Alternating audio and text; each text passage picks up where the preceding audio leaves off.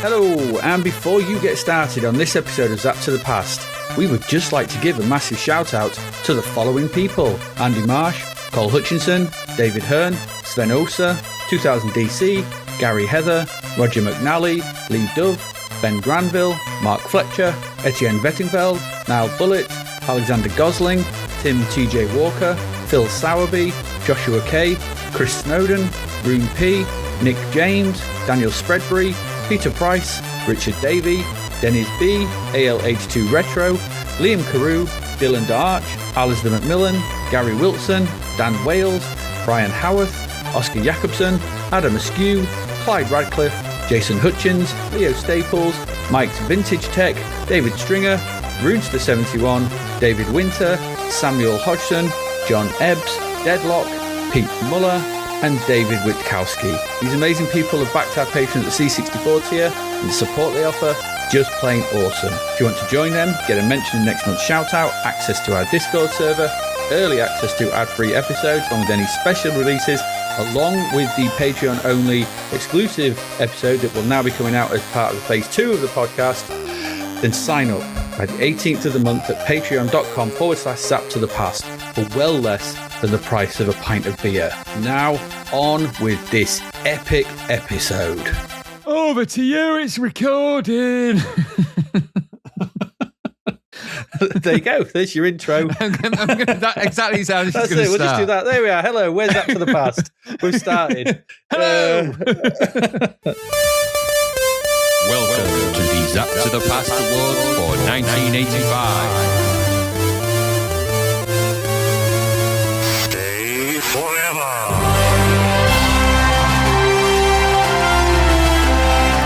Welcome to the Golden Breadbin Awards 1986. Brought to you by Zapped to the Past.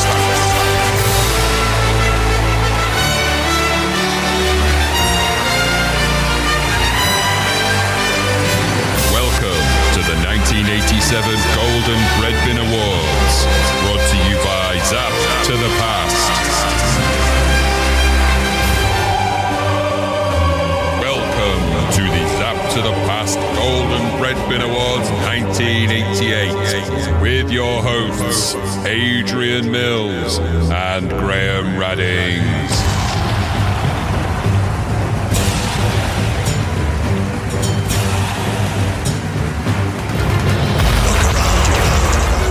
There's been too much violence, too much pain. Just walk away, and I spare you lives. Just walk away, and there will be an end to the horror.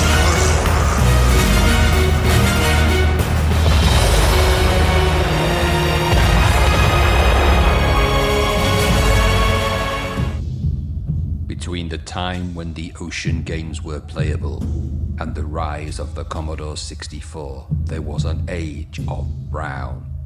And unto this, Adrian, destined to play the dog eggs of gaming misery so no one else had to. It is I, his co-host, who alone can tell thee of his trauma. Let me tell you of the days of text adventures. Fish and plankton, sea greens and protein from the sea. And then it stopped humming, and they came instead.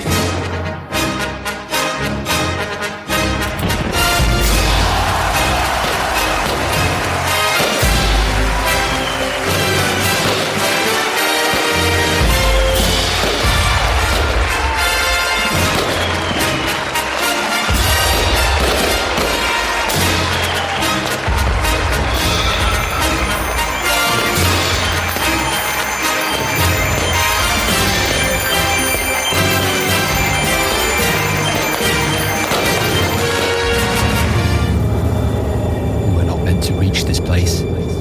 Two of us walking into the dark. Two of us against everything that followed.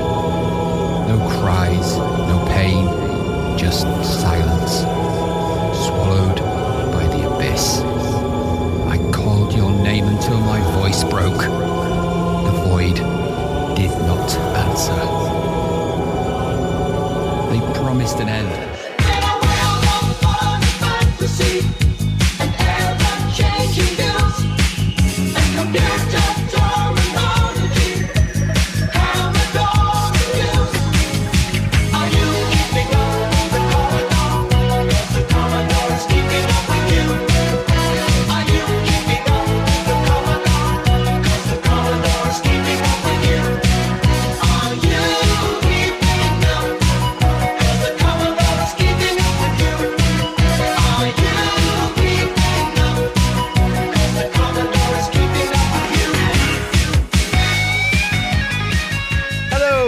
And welcome to Zapped to the Past. This is, normally I have something written, but it's just one of them. It's that episode, isn't it? It is the episode. It is the final episode. It is the Breadbin of Breadbins. It is. Say its name with awe and reverence. With reverent pride. Absolutely. You remember them, don't you? Breadbins and Breadbins. Yes, it is episode 225. It is the Breadbin of Breadbins. We are here to try and make sense of the nearly 1,600 games we have played for the mainline part of the podcast, and try and come up with some winners. And I think that that's there. No Graham easy and I have feat. been discussing this. We have this week. We had a nice day because Graham came and gave a nice talk at my university the other day, and it was very good. And so we've had a bit of time to sit together, actually in each other's company, which we don't get very often. Yeah, very rare that we do that, actually. On purpose, because in reality, we can't stand the sight of each other for more than 10 minutes. No, absolutely. And AD disappears after 29 minutes exactly. He's like that guy in Tron. Absolutely. He can't stand my curly form toenails. That's what it is. And AD doesn't like my turkey slippers. No, because they're real turkeys. He just shoves his foot up turkeys. It's horrible. It's just horrible. The sound they make on his linoleum. It's awful. Awful. Ugh. At least I've killed them first. I mean, that's only fair. You didn't used to. At least. But exactly. All the complaints I got, fine, okay. I'll do it your way. I thought I was being humane. Come on. Anyway, we don't get much chance, but we did have a good chance the other day just to actually sit down and chat. And we were basically in complete agreement that this is going to be a nightmare.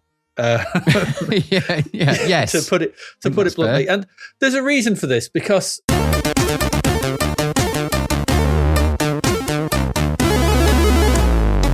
and so I've been thinking about this and just how best to kind of sort of approach this. Yeah, we've got that, we've had our winners through the years. We've had our discussions, games have come out as the best, the worst, the best music and best visuals and all those kind of stuff. That's fine in a kind of, that was tough enough in just a year setting with at most 300 odd games. Okay, that was tough.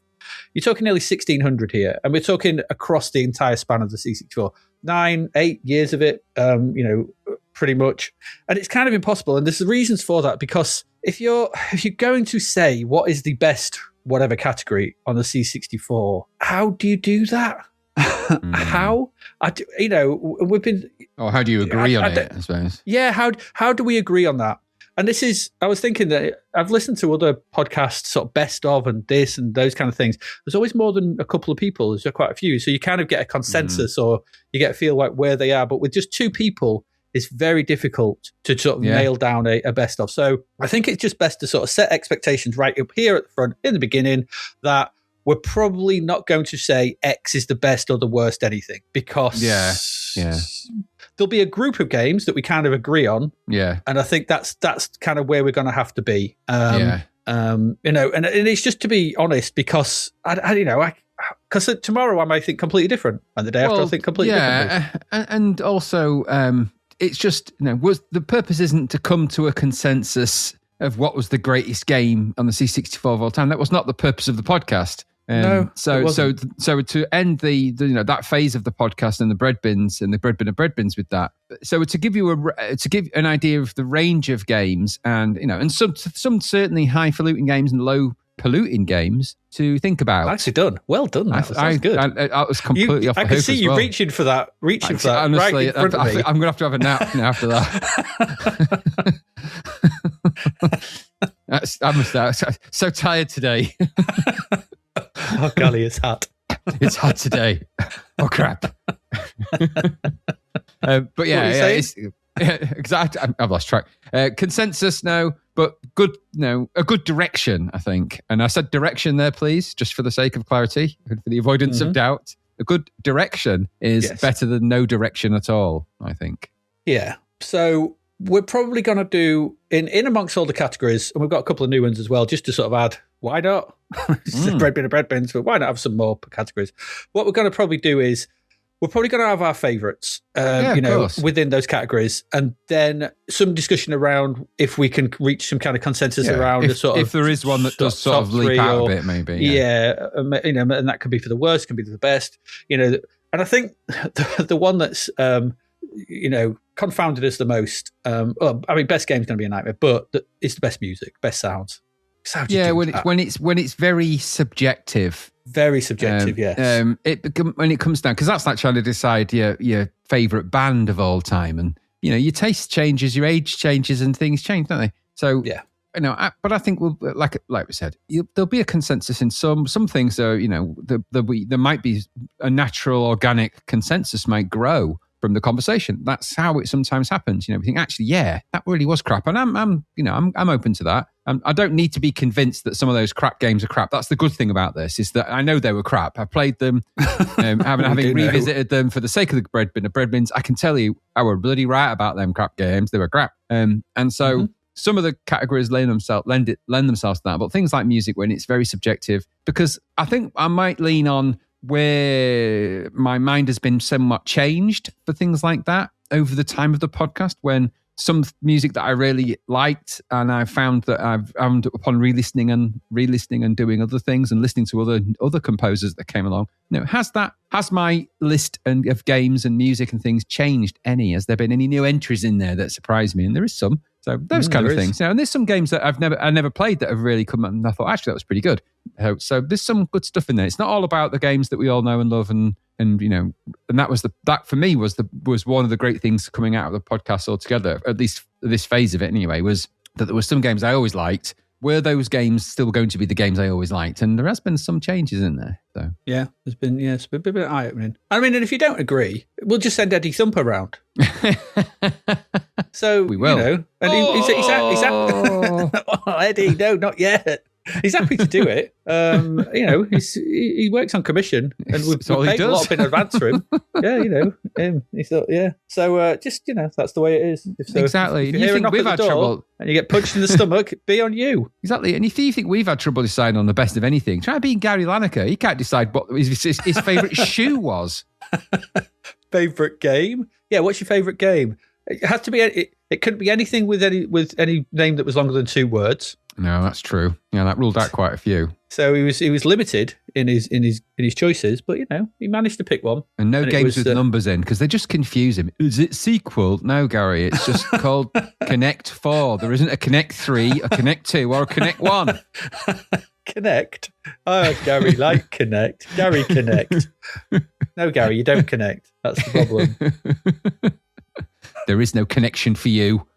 No, there really isn't. But anyway, we've got, before we get to these, we've got, how many categories? We've got loads of categories. Loads. Bloody loads. 1, 2, 3. It's about 10 or 11.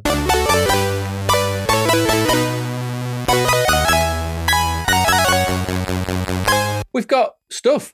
Graham went stat mad.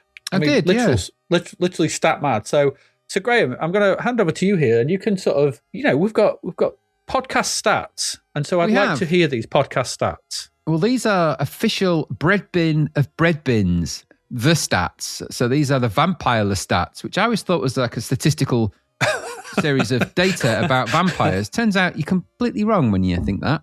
So total number of games that were analysed by Zapped the past.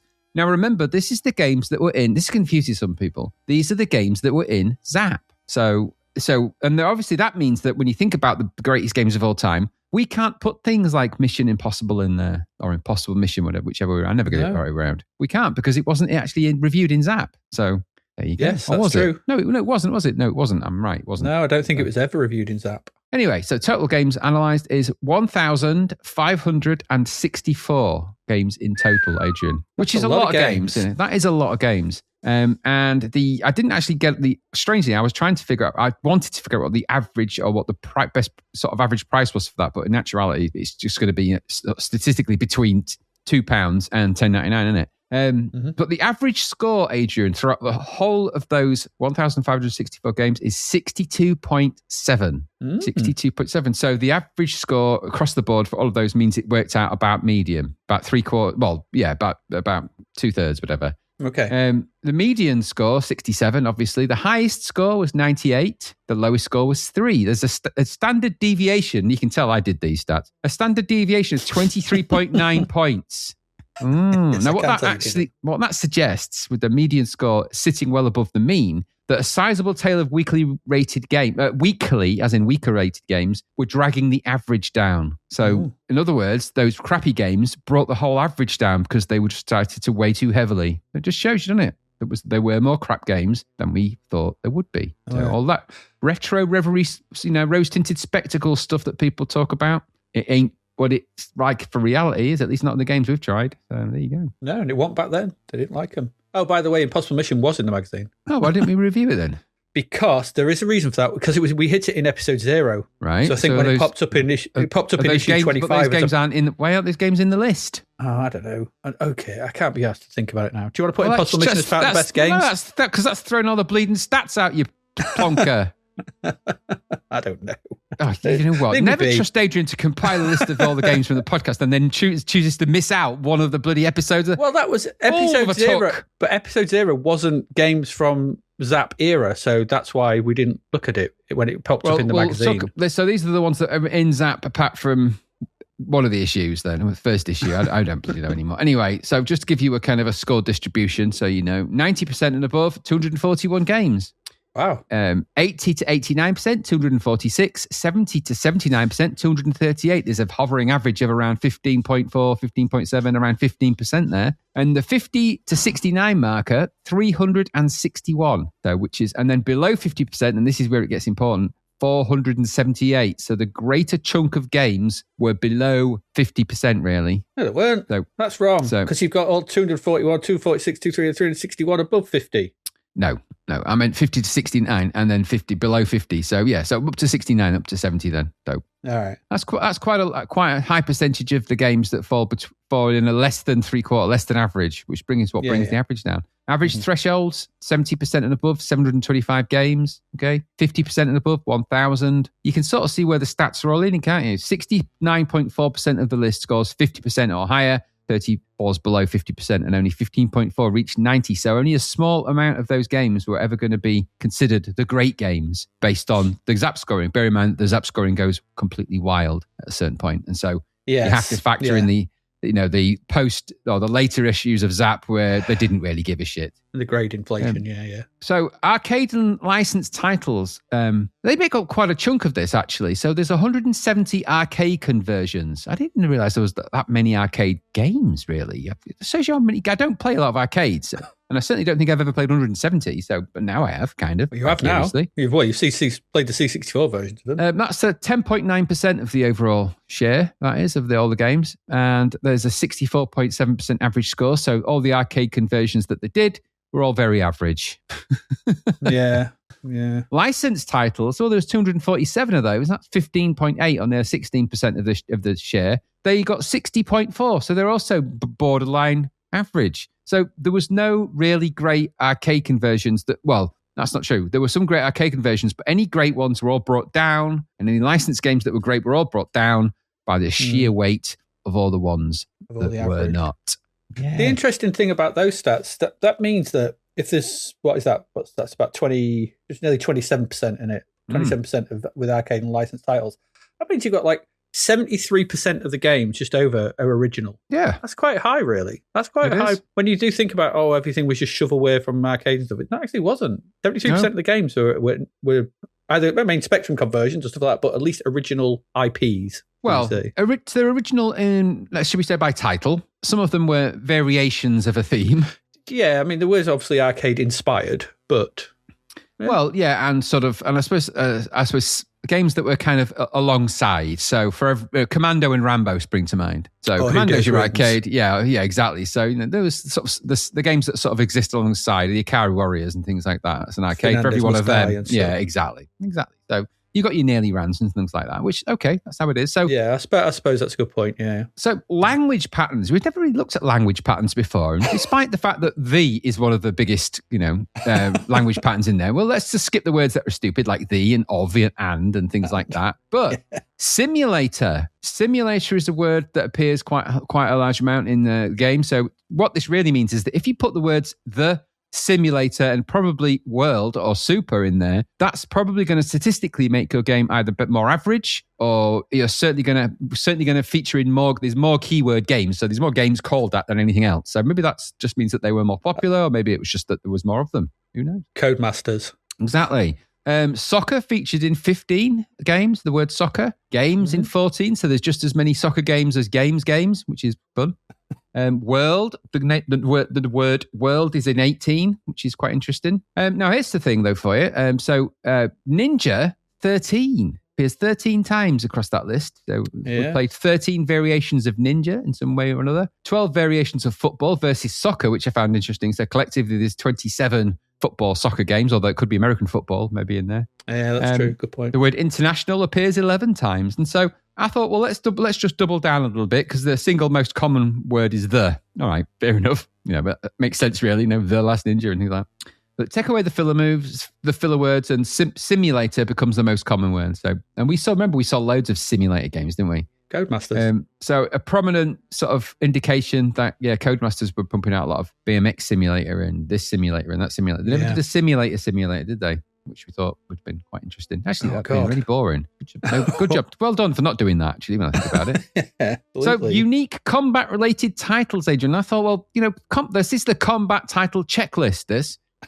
So I didn't do a complete search through and find the exact words. I just thought, what keywords would there be in fighting game? Ninja appears 13 times. Fighter or fighters 6 times. Fighting twice. I thought there'd be more fighting games than fighter games, but not so. Karate is 3 times. Kick is 3. Combat is 2. Kung Fu is 1. I thought there'd be more than one Kung Fu game. Because there's Kung Fu Master, and then there's Yao Kung Fu. So that's 2. So maybe it's not quite big. Maybe it's Mr. Dash. Probably, yeah. So there's technically, and there's Yao Kung Fu 2 as well. So there's probably 3 actually in there. So maybe so there's slightly more. Warrior appears 17 times. There were warriors, and samurai 3 times. So Ninja Warrior, if you called your game that, you were going to be, in good company there. Quite a lot of games on the shelves. So, and then some extremes and things, Adrian. So extreme scores. Top rated game, Alter Ego gets 98%. Robobolt 3%. Ball Blazer 98%. The Further Adventures of Alice in Videoland 3%. Head Over Heels is another 98%er. Jet Strike Mission was 4%. Mercenary 98%. No idea how it got that. Striker 5%. Spin Dizzy was 98%. Sky Twice, do you remember that? When we said that, don't play it once, was the thing what we said about that. 7%. The Sentinel, 98% again. Lee Enfield in the Tournament of Death, God help us all, 8%. World Games, 98%. Strike. Terrible. Striker. 8%. And of course, Armalite at 97%. And then Boeing, 9%. What a deviation there is there. Crazy, isn't it? So there you go. Average score 62, median 67, which points to a noticeable tale of poor games. 69.4 games scored 50. I don't know. Arcade conversions make up the 10%. Licensed games are more common than arcade conversions, but the average score is slightly lower. Most common word is the, and the most meaningful word is simulator. Codemasters have thumped for that. Combat-related word appear in 47 unique titles. Actually, as we worked out, probably like 49, or about 3% of the full list. So about 3% of all the games that we've played through all that time have been some kind of combat-related game, assuming that they had those words in. Yeah, so Combat School springs to mind. Yeah, exactly. So a whole bunch of, stats for the people that like statty stats. But and all it really proved is that 3/4 of the all the scores added together kind of hit a kind of average of about 2/3. They're 2/3 good. Yeah, it's kind of what we've been expecting, really. But I think that if we actually rated them, that score would be a lot lower. That average. Yeah, I think you might be right. Actually, yeah. Yep. I'm not going to say you're wrong because you might be right. Yeah, could be right, could be wrong. Who knows? But I do think we'd be a little bit lower. But, it is what it is. And the times... But as you said, those last dozen or so, maybe dozen and a half issues, scores went a bit on the cray-cray side, didn't they? They did. I have to say. They did. Good stats, Graham. I always like a good stat, and that's a good series of stats.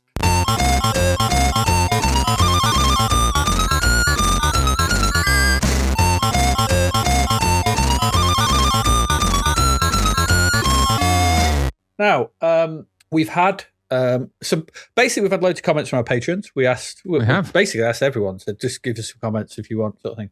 We got loads from our patrons, and what I'm going to do is, and I've been through all their responses, and instead of just leaving them till the end, I've taken out what for each category, and we're going to input them into the categories as we go along. Otherwise, we'd have just a massive thing at the end where we just read out a lot of Patreon comments, and I thought that's just going to be a bit weird. There are some Patreon comments at the end where they've done their own awards, and that's great, but we're going to fit them into the categories. We've also had an email, Mr. Addings, from one Ben Havens. Thank you, Ben. Okay. Hi, Ben. Ben says, you mentioned enjoying some driving game where you could win your opponent's car. I believe that was Slicks. But it reminded me of a game called Street Rod, which you played on the C64. It was also released on other platforms like MS-DOS. You could race for money or pink slips, buy upgrade to your car, install parts on your car, and go to the drive-in to find someone to challenge. If you didn't do it right, they told you off using arch 1950s vernacular. Ooh. Maybe this is the same game you played with a different title. I don't think it is, but it sounds interesting. Not something we've ever done. Yeah. We did play something. Yeah. I'd also wanted to tell you that Indiana Jones and the Fate of Atlantis did get released as a graphic adventure on the C64. But apparently I Mandela'd it myself, as it in fact was not released on the C64. It was not. He must have played it on the PC. Anyway, loved that game, but he's never heard of the one that we played. Thanks for taking the hit on that one, as always. He says, anyway, and I think now the show's original premise is concluding, you could explore the many other really good games that a magazine like Zzap never got round to. Possibly, yeah. Same for TV or entertainment, more broadly. Yeah, we are. That's what we're doing. What's new to you that you would actually enjoy talking about or occasionally raking over the coals? Exactly what we're doing. Yes. Yeah, we're going to do that. That's phase 2 that's the plan. That's the plan. He says, love the banter. Reminds me when I used to hang out with my own friends millions of years ago. From Ben, and his Breadbin era was 1984 to 1993. I think that's really nice that we've always said this nice about one, nostalgia is a powerful thing, powerful drug sort of thing. But I always get a bit of a warm fuzzy glow when people sort of say, "Oh, it just reminds me of those days." Because that's what this podcast does for me as well when we're chatting about things we did back then. So that's nice to hear. Really nice to hear. Yeah, always absolutely. But before, there's obviously something else we've forgotten, Graham, because right now, as of this morning, our Kickstarter's live. We haven't mentioned it. We should mention it. We are mentioning it. Yeah, our Kickstarter for the book, Zapped to the Past, the book, is up and running and it's live. It's going quite well so far. We're heading on our way, hopefully, to target. Yep, but obviously, we still need people to go and back it. So if you're listening to this and you haven't backed it and you feel like you want a piece of that book, Zapped to the Past book action, then get yourself over to zappedtothepastbook.com. Very simple, very easy to remember, zappedtothepastbook.com. And pledge away. Yes. Still plenty of ones there left. It's obviously many people as they want, but yeah. So do that because then we get to write loads of stuff over the summer, and that'd be quite cool. Yeah, we get to do that book. It's amazing, actually. There's really good traction. There's really good feel and vibe. Go to the Kickstart page. Yeah. So it's zappedtothepastbook.com, or you can search us on Kickstarter. But good energy in there, good vibes so far, and there's plenty of books there to buy, and there's all sorts of tiers and things like that. So go and check them out. I would say definitely do that. It's peak 1989 action. That's what it is. If we put that in Claude, that's exactly what it would say. That's what it would say.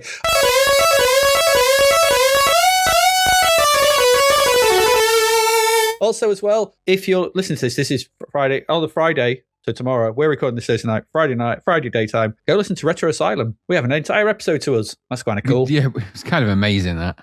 Absolutely amazing. I mean, massive shout out to Steve Erickson for giving us the time. It was supposed to be a quick chat, but it turned into a lot longer, and so it became an entire episode. And that they're releasing that tomorrow as we speak now. So as you hear this, wherever you are, you can go and get that and have a listen. Yeah, listen to us chat away with Steve for over an hour, talking about all things Zapped to the Past, Kickstarter, the podcast, what's coming up next, all those kind of things. Yeah. Mutual egg hatred as well, maybe. Yeah, absolutely. Loads of good stories, loads of good stuff, and that was a really fun and thing to do. And once again, I can't say enough good words about Retro Asylum and Steve. No, They're just those guys are amazing. people. Steve is an amazing guy, huge supporter of the podcast, and a genuinely lovely guy as well. You've got to dig that. Yeah. So thanks for that. Go listen to it. You probably, I know most of you probably already do listen to Retro Asylum. Why would you not if you're into retro games? But if you haven't heard the episode with us on yet, go do that. Right. I think on that, should we get to some awards? This is what people are probably out there shouting, get on with it. Well, they can skip to the indexes. It's all right. Well, I don't want them to skip, though, because they'll miss all that stuff about the Kickstarter and Retro Asylum. They won't. I'll put an index in for that. That's good. Okay. Index the shit out of this, Graham. Index it good. Right. Okay. Let's get to, what's got to be a discussion about the best visuals. That's coming up now.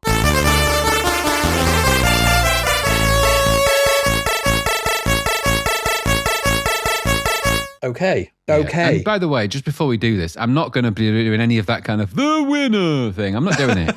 We've done that. We've done because this is a Breadbin of Breadbins, and there won't be any the winner was. I don't think so. It's not. This isn't that kind of Breadbin of Breadbins. This is more. This isn't. This is more discussion based and just sort of putting some ideas out there. I think. Yeah. So this is what we thought were the best visuals and some. And the thing was as well, what I found, because I've been quite busy, was trying to remember. Remember at 1,500 games, because I looked at some on your list and went, oh, yeah, I forgot about that one. So my list is probably not complete. Your list might not be complete. There might be some that pop up.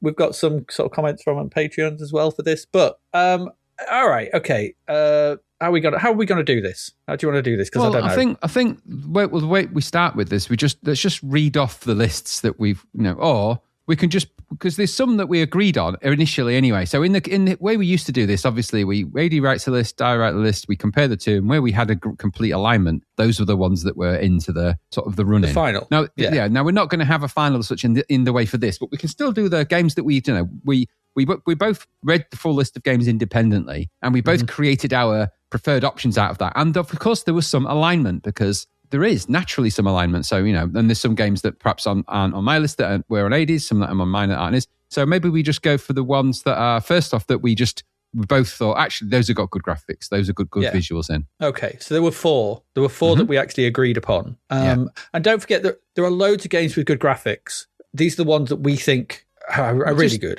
These are the ones that just sort of sit in the top of that top of funnel and speak to us. Yeah, so those were Armorlight, Nebulous, The Last Ninja, and the Sacred Armor of Antiriad.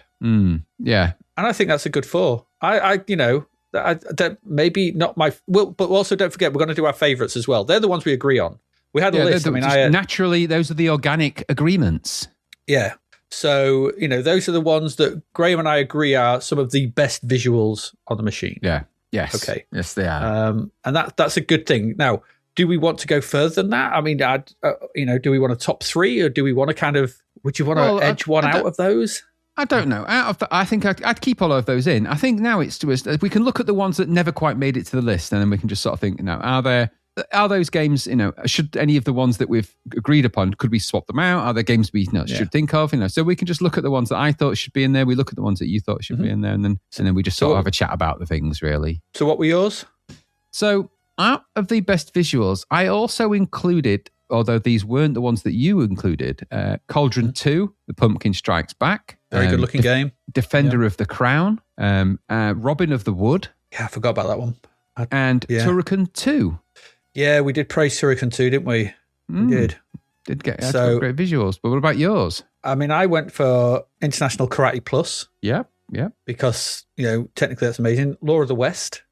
Because I think of those, that was my favourite of those, that accolade trio, Hardball, Law of the West, PSI 5. Mm-hmm. And I think when we revisit Law of the West, it still looks incredible. I had Summer Games too.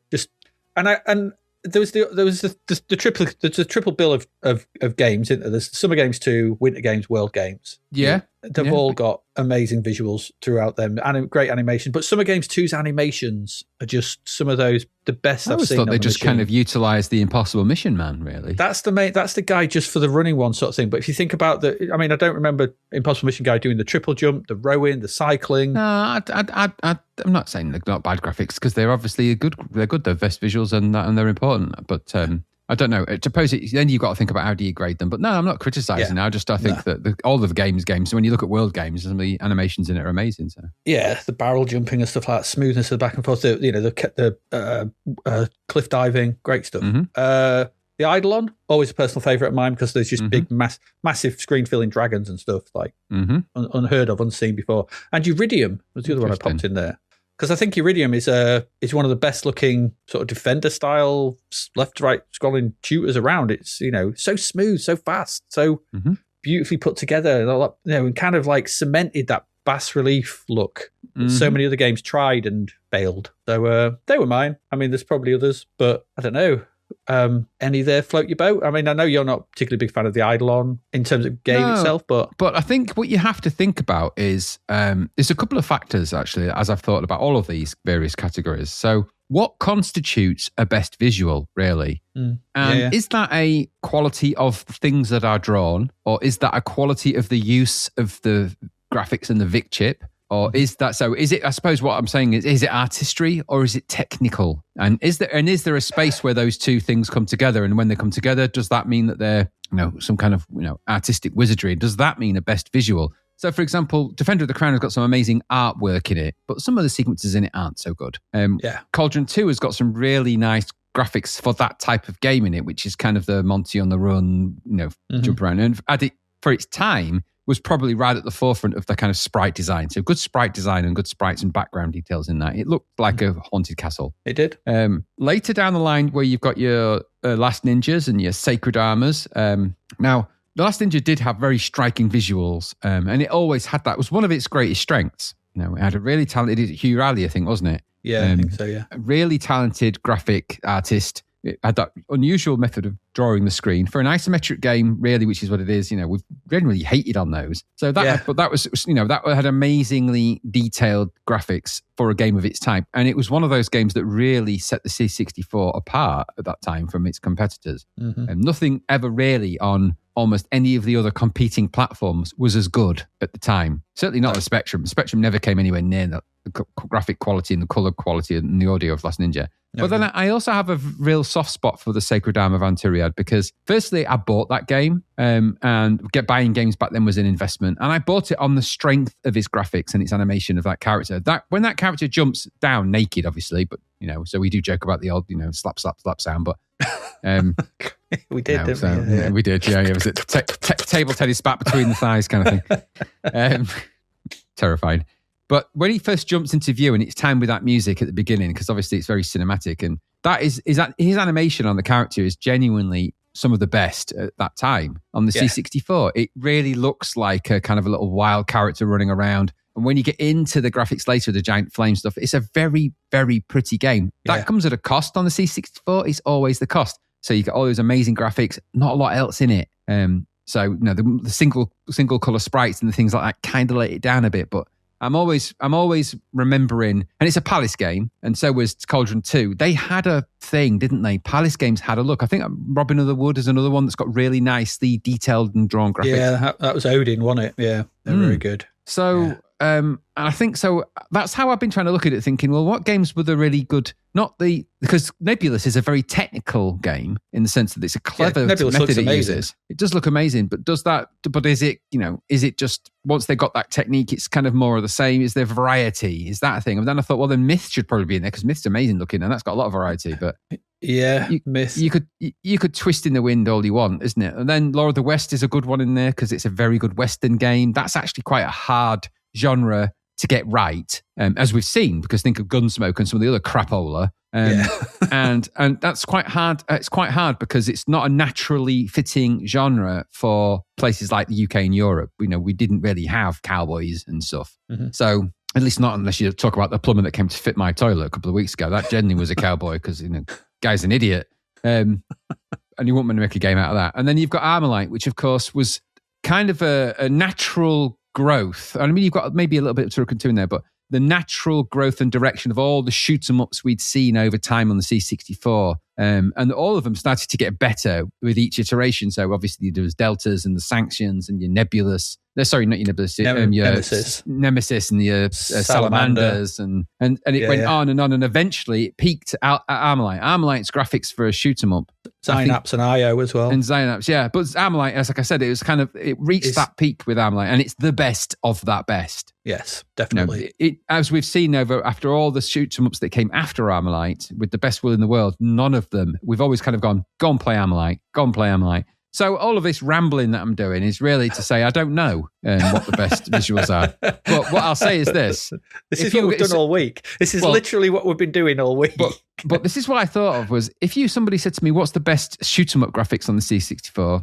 I'd say, what are the best visuals? I'd say Armalite. If somebody said, what are the best isometric graphics on the C64? I'd say Last Ninja. Yeah. And if somebody said to me, what's the better looking of the sort of side-scrolling sort of adventure type games? I'd be pushing towards the Sacred Armors, Cauldron 2s, and that kind of thing. The Stormlords. Yeah, the flick screens. If someone said, what's the best FPS first-person type game, which there's not many of, I'd say probably the Eidolon or one of those Lucasfilm games. The Lucasfilm games, yeah.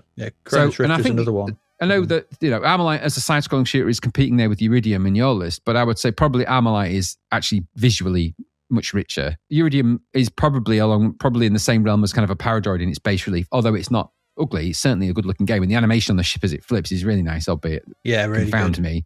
So it's about that kind of, and there's obvious omissions in our list as well. So some people might be sat there going, what about Jeff Minter games? Jeff Minter games are very visually interesting, very visually rich, and very visually compelling. And they're not wrong. They are. And technically, I'm sure there's lots of fancy whiz-bangery going on, and I think of things like that. And I haven't deliberately not put them in best visuals. I'm maybe leaning towards more crazy concepts for his games, but I think there's different strokes for different folks. And best shoot-'em-up graphics, probably Armalite. If you're looking for amazing, go to a Palace game for Barbarian or Cauldron 2 or Sacred Armor if you want to see some really nicely drawn sprite work and animations in there. If you want to see a very technically clever scrolling technique and something that will really catch your eye, go and look at Nebulous. If you wanted to see some of the best isometric graphics in multicolor you're ever going to see in a C64, go and play any of the Last Ninja games. And that's kind of where I settled. It's like, look, to sort of pick out one game out of them would be impossible, but to sort of give you a kind of a steer into the best of the type, then maybe where I can go. And Turrican 2 is another technical masterpiece.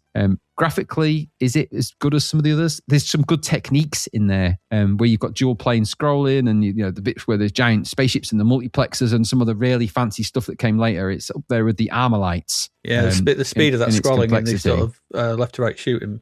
And just some of the little details in some of the sprites and stuff. So any of those in that list are worthy of a visit. Could I pick one out to give an award, a top of the tree award? If I was going to say something like, what's the most, out of all of those games, if someone said, what's the most compelling C64 graphics, if I was someone to say, I'd probably point them in the direction of Armalite if I was going to do something, just to say, because it's a great game, it's a shoot 'em up, everyone likes to shoot 'em up, it doesn't take much learning, it's not super crazy difficult, and all of those other reasons. I'm not saying it's the best game, but I'm just saying that if you really wanted something that showed off the C64's, because we'd said so many times over so many years, it's capable of displaying hardware sprites. You can cheat it and do all sorts of fancy stuff. If you want to see a game that's doing that really well with loads of color and stuff, go and have a blast on Armalite, or maybe even Citadel or one of those other ones, or any of the famous ones. But Armalite's a good shooter out of that list, so go and play that. If you want to see something really different, go and stick Eidolon on and go and have a bit of an explore in 3D. It's not my cup of tea, but it is very, very clever. So I don't know. It's like I said, you can't decide on just one. Those are just some themes. There's some themes. Yeah, where'd you fall on IK Plus? Well, I've been playing this for different reasons. I played all of the various fighting games, and I came to the conclusion that IK Plus is an incredible technical feat. But it's the graphics are no different really, albeit that there's more of them and they're more slightly technical. But there's actually more graphics in IK, the original International Karate. It's got nicer backgrounds, of which there's more of, and the sprite animations are kind of the same. So. And yes, there's an extra player and stuff like that, and that is very technical. Don't get me wrong. Yeah, that's what I mean. That's where I kind of like I can look at IK and Way the Exploding Fist and see the 8 sprites CC4 can do, and then there's IK Plus puts in a drawn character which Yeah, blows my mind. It's a very clever technique, but it is a technique, not one that everyone can do, and not one that was ever done really again. As we saw with Fist, the Fist. Did Fist 3, tournament? whatever it's called. What was it called? Fist Plus, Fist Tournament. Fist Plus had an extra player in, I think. Yeah, I think so. I think that's the only Fist one. Tournament didn't. Fist Tournament didn't, but they did. They did cartwheels in that instead of backflips, and nobody should cartwheel during a kung fu fight. This isn't some circus fight.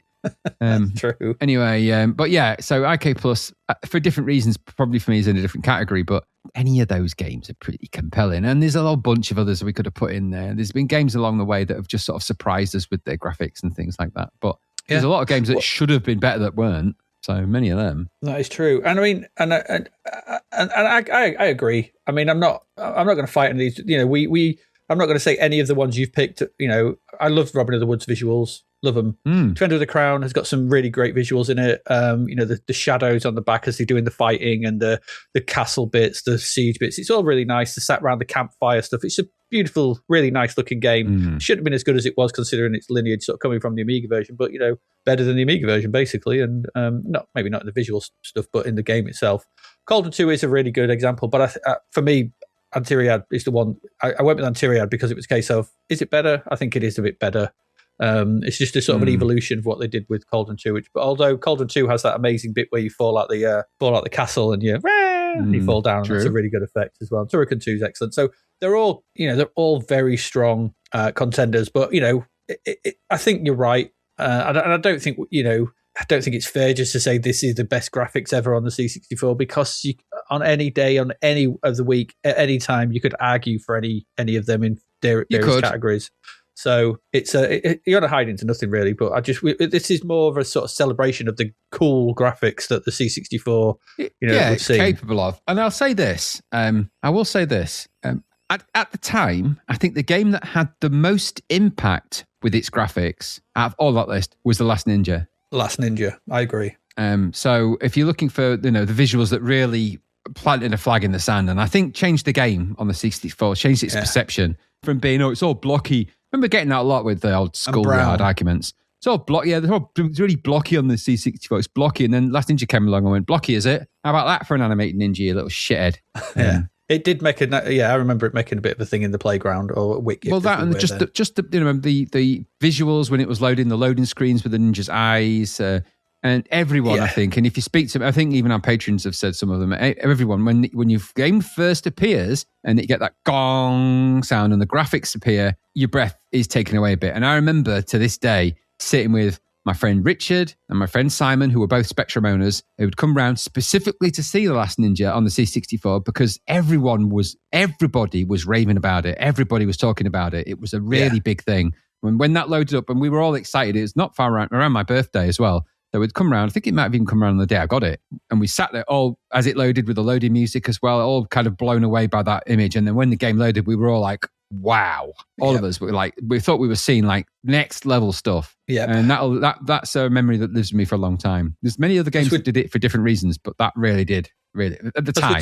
We'd seen the thingy, haven't we? The roll-in demo on the Zzap tape. Yeah, that brief little demo. And then nobody believed me that was real. I had so many people say to me at the time when I showed them that, and they were like, "That's not going to be like that when you get the game. Nothing like it." And then when you basically calling me a liar, caused a lot of trouble, that demo between C64 and Spectrum owners. So, well, but when the game finally loaded, it was a proper, it was a moment. It was for every C64 owner at a certain point. That was a moment, without a doubt. Yeah, absolutely. And it was a good exclusive at the time, wasn't it, as well, pretty much?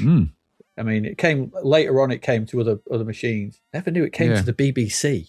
Did it? Yeah, I'm looking at screenshots right now. Was there ever a Spectrum version of it? I think there was, wasn't there?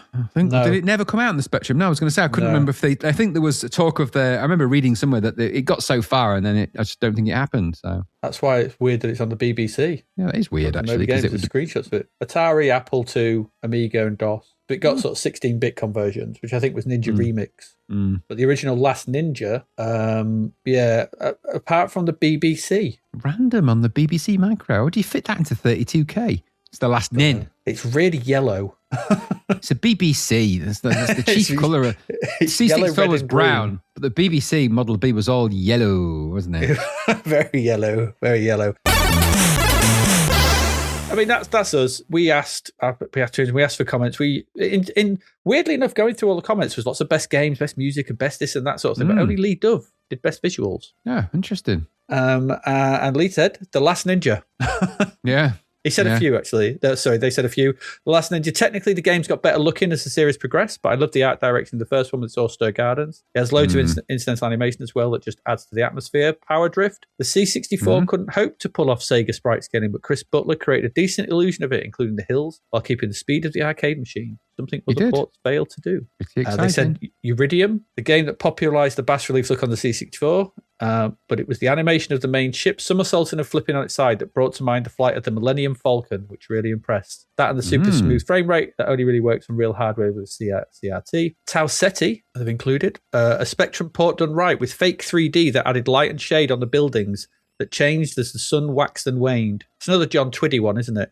It is. So, like Last Ninja, wasn't it? Add to this incidental effects like shooting stars and blurry infrared, and it felt like you were exploring a deserted outpost. Great stills of facility interiors added to the atmosphere. And finally, Cauldron 2.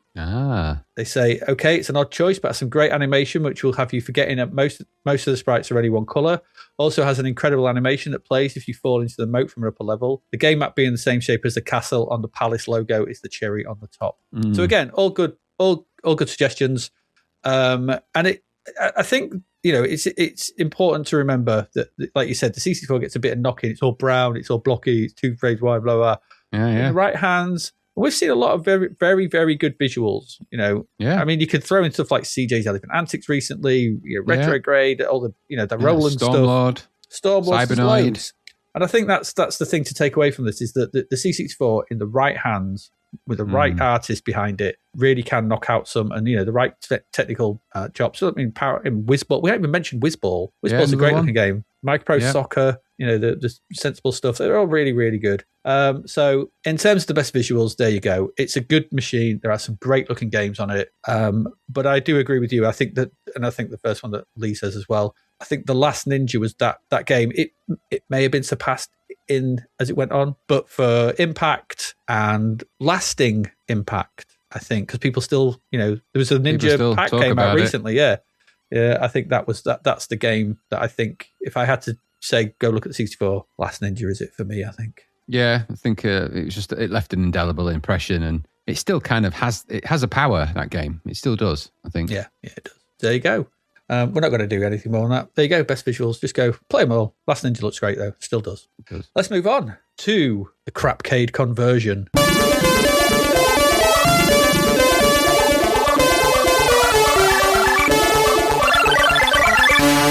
Well, there were plenty of them. Yes. There were plenty of them for many, many reasons. The C64 is what it is. It was made in 1982. It has 8 hardware sprites, can scroll a screen, and it's 16 colours. And some games just were never meant for it. And some games were meant for it and handled very badly for many reasons. For reasons I can't explain. So, again, we've put our lists together. And 5 have come out as a thing. And I reckon none of these are going to shock you. No. In fact, probably the fact that there isn't a lot more is probably going to shock most people. Yeah. Actually, you've got one in there that I haven't. I think we've got the same. No, there's one in there. Anyway, this, I don't know why. You've got fighting soccer. I should have. I'm going to include fighting soccer. So 6 actually. 5. Enduro Racer. Yeah. Which, I remember us at the time just not. I remember playing that back in the day and thinking it was god awful. When we revisited it, it was worse than I remembered. Fighting soccer, a terrible, terrible thing. It's almost a crime. Hard driving. There are. I mean, there's other ones we've not actually put in here. Karnov. Yeah. Karnov was utterly rubbish. Yeah. Line of Fire. I mean, Jesus Christ. That was so shit. Yeah, so those are the kind of ones we kind of agree on. There's also other ones. I mean, this has been highlighted here for me. Cisco Heat. Yeah, Cisco Heat. There's so many you could put in there for different reasons. Operation Thunderbolt is one we haven't got. Yeah, another one. But, Jesus. But there's also other things you've got as well. Gunsmoke, a good call. Yeah, so crap. What was that police one in the Jailbreak? I didn't put that in. I should have. Oh, Jailbreak. Yeah. God, where you couldn't walk in diagonals. Yeah. Crap. God, now I'm thinking about it. There's so many crap ones. So many crap ones. We've got Afterburner in here. Yeah. Both versions of that were pretty crap. And I can tell. I know why you've got Final Fight in there. I know now why you cry. Yeah, so shit. And 1943. Which version? Both? Well, both actually. Really, I'm just the 1943s. But that's okay. So I'm just going to talk about something like 1943. Right, is a vertically scrolling sprite-based shooter. It is, yep. What's the C64 good at? Well, yeah, and I came to the exact same conclusion, strangely enough. I'm thinking, in my mind, I think I divided them between the games that shouldn't have been and the games that should have been. And where the C64 in the right hands has proven in other games that it could do it versus... You didn't have a cat and owl's chance. Why did you bother? So why did you try an Afterburner? No, it was in a giant hydraulic cabinet or G-Lock. It was in a giant hydraulic cabinet. But then somebody in the back of my mind went, power drift, power drift, power drift, power drift. I'm like, yeah, but that's not a crap one. So somebody took the time, a really talented programmer took the time to make that right. Yeah. That's how it should be done. But that didn't always happen. I mean, there's games that aren't in this that could have been any of there's tons of them. Yeah, there's a lot. So, and then I also thought, and like you, so I came to that similar conclusion. Then I also thought I hadn't played a lot of the arcades.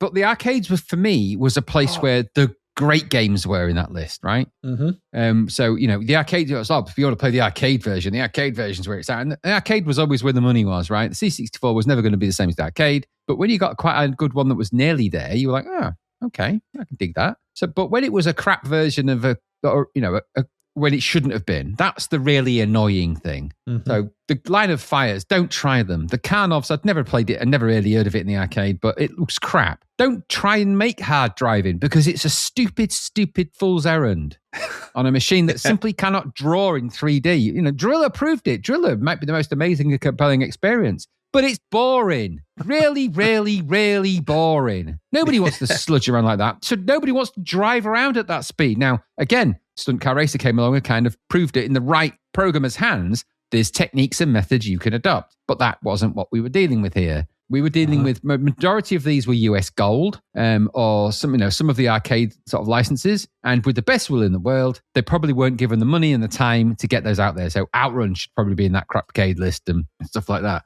Yeah. But the story of Outrun, and when we talked about that at the time, made me realize that there's a lot of undue pressure on some of these programmers to get these arcade conversions out, regardless. Mm-hmm. And if your mortgage is on the line, or you're a 17-year-old and you've got your dad stood over you, breathing down your neck, doing bull nostrils potentially, and the pressure's on, and you've just got to get it done because at the end of the day, it's your bills and it's your bread and butter. Yep. Fair enough. So I'm not blaming the coders, and this might be a bit of a theme for this. I'm not blaming the programmers and the coders. I'm going to be very clear about that for some of these. I'm blaming the publishing companies that put the pressure on those poor people to try and make an arcade game on a machine and say, right, see that arcade there, that hydraulically powered twin 16-bit 50 meg monster in there with 10 screens and all the graphics and sounds and the 6 speakers. Any chance you can fit that on that thing that's got 16 colors, 8 sprites, and 64K. And 64K. Just put that in there. And you said it many times. This is, you're trying to fit something that should not be a pint and a quart or whatever it is, however you phrase it. I forget the exact phrase. And people are shouting trying to fit a quart into a pint pot. Yeah. But they're trying to achieve the impossible. And with the best will in the world, you're either going to make shortcuts or there's methodologies and there's ways you can approximate, but you're never going to, in reality, replicate that experience. And the programmers that quickly decided that and just decided to convert what they could, you get the power drifts. The people that just said, right, okay, and of course I can get Enduro Racer off from there onto there. You couldn't. You didn't, and it was crap. Yep. Yeah, and we saw evidence of this quite early on sort of thing. Because, Space Harrier is not in there, but Space Harrier was a thing of a sign of things to come. Because Space Harrier, we said at the time when we reviewed that Space Harrier, you pull away all the razzmatazz, you're left with a really quite boring game. And that's what you got to get on the C64. It's boring, go into the screen and shoot stuff that kind of vaguely resembles stuff.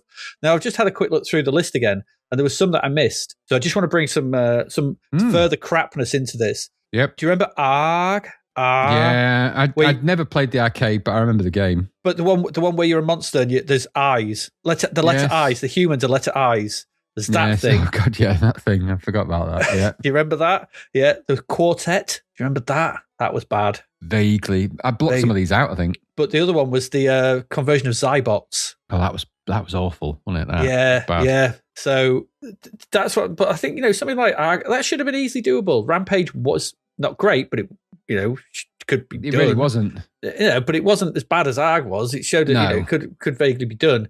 Gunsmoke is another one.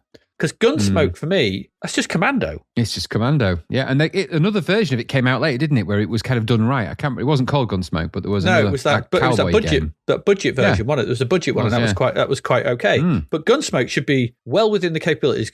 We'd seen Commando, Who Dares Wins, Fernandez Must Die, Ikari Warriors, the good UK one. Yeah, it could be done. You said we had that discussion in the Patreon recently where you explained why it's easy to do vertical scrollers and horizontal scrollers because the C64 stores it and you just basically redraw it and moving it up.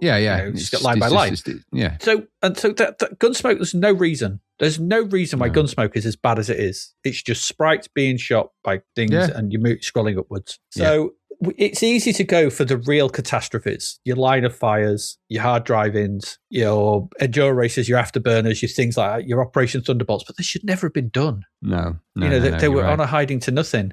So for me, when I looked at this and kind of considered this, it's those games that should have been fine. Yeah, should have been good, and they weren't. 1943 sits in with Light Force. It sits in with Fire Trap, Terra Cresta, Slap Fight. There's loads of vertical Swift. There's loads of vertical scrolling shooters because the C64 does them well. But there we've got Gunsmoke and 1943, both crap. Yep, both absolutely right on a technical level. Both versions of 1943, Gunsmoke's crap. But then you've got the horror that is Karnov. Oh, so bad. But we've got Ghosts and Goblins. We've got Green Beret. Yeah. Midnight Resistance, showing quite clearly that this Karnov is fairly easy. Bionic Commando. The games could easily be done. But Karnov did nothing but just shove a Spectrum through the C64. Yep, it did. So if I had to pick a three, what I think are the worst, it's not the flashy things because they were always going to be troubled. Yeah, it might be ARG or Zybots, but 1943, Gunsmoke and Karnov. Yeah. When I think about what the machine should do and should work, I don't get them.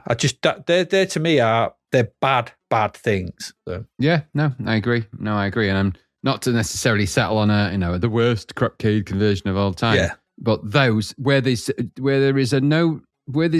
out the ones that couldn't have been done. Yeah. Where they were set at a stupid task anyway. And I include Outrun in that. I know there'd been racing games and stuff, but Outrun included sprite scaling and lots of complexity visually, and it had amazing music. Yeah. You were going to be hard pushed to do that on a C64 and do it in any meaningful way. And I know they did better versions later and stuff like that, but at the same time, it had problems. So yeah, I agree. And so take out the ones that were technical stupidity, and then insert the ones that should have been good all along. Any shooter really would fall into that category, and any upward scroller Commando type games, because Commando and Rambo and Who Dares Wins exist, and many others. Yeah, and they're all good. And I'd put Fighting Soccer in that list. Yeah, and Fighting Soccer as well, because Fighting Soccer is just utterly shit. And because Micro Soccer existed the year before. Exactly, and there's loads of good sports games and soccer games that are better than Micro Soccer. So just a complete. I mean, you could have Wek Le Mans, and there's loads of games. But I'm taking out the cabinets that shouldn't have been the big. When we said it at the time when we reviewed the games, we looked through them and we're like, look, this is the list of. We did it quite a lot. The hardware for the arcade was this. It was 68,000 blah. And it got more complicated, and that happened quite quickly. I think that jump actually, and I'd say this is a jump really because it seems when you look at the arcades, there's a jump, a really powerful technical jump because they were obviously able to afford the 16-bit processors because you were never going to get them in the early versions at first start. They were just simply not possible to mass produce in that way. But certainly, more importantly, they would have made those machines more expensive than they already were. The idea of the Commodore 64, remember, was to be a cheap computer for everybody. That was its remit, maybe and similar to the Spectrum. But the C64 was meant to be that computer for everybody. That was the kind of Tramiel remit, wasn't it? And so it had a decent amount of memory. It was developed by people that had a leaning towards a certain kind of arcade style. Yeah. And then there was this heroic leap it made to 16-bit, and no 8-bit computer was really going to compete with that. But there was plenty of 8-bit games or games that were still functioning on that kind of 8-bit mentality. utilising similar game boards. And yes, the graphics were slightly better. They had a little bit more visual complexity, but ultimately, Commando proved that Commando could be done, because then lots of others came along. Shooters proved that shooters could be done. There's a reasonably good, albeit flickery version of Nemesis. And then Armalite comes along and doesn't have any of those problems, which proved it could always have been done with the right hands. So I agree with you completely. I think take out the ones that are just fool's errands. What are you left with? Well, any one of those, and there's a whole bunch of those. But some of the ones that we've picked out that stick out there, yes, the fighting soccers because Microprose Soccer, and your Gunsmokes because Commando. Yeah, and your 1943 because of Light Force. Yeah, exactly. And all the other shoot-em-ups, including 1942, which, although wasn't perfect on the C64, was better than 1943. Yeah.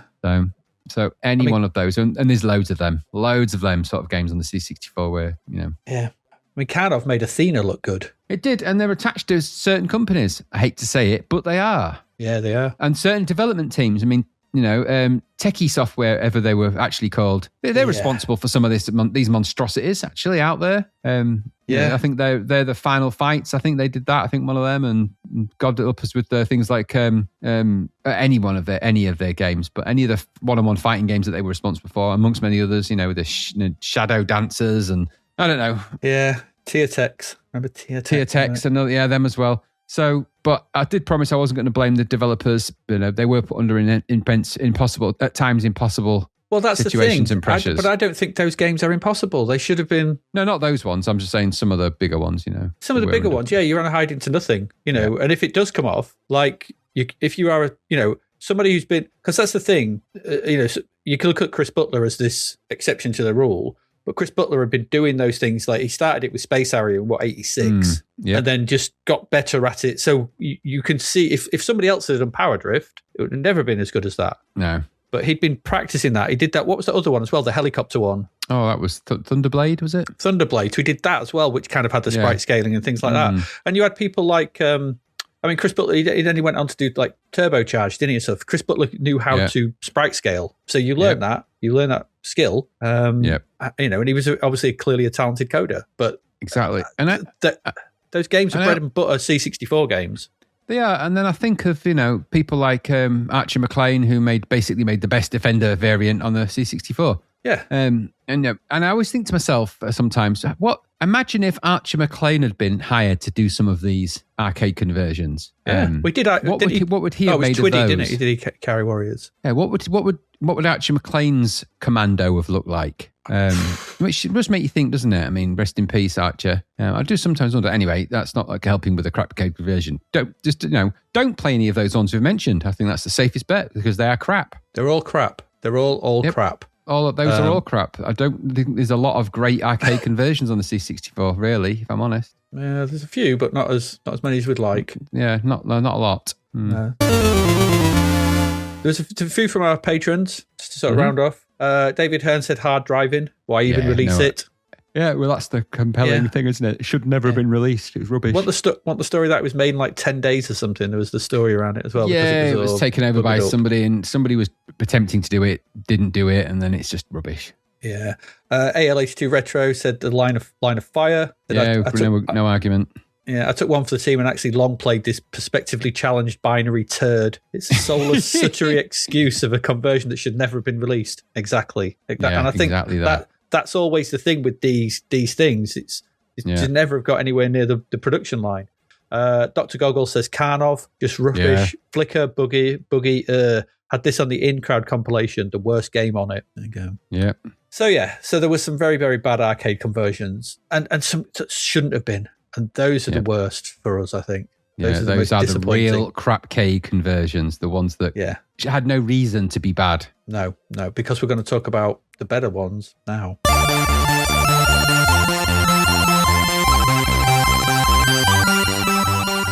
Because we never did this. We never had this category. No, this is a new category. This is arcade heaven. For the Bobs, yeah. Yeah, so the arcade heaven. So this is the best arcades. Best arcade conversions. Yeah. The good ones. The ones, the ones that actually, they did it right. They did it right. Yeah, they did do it right.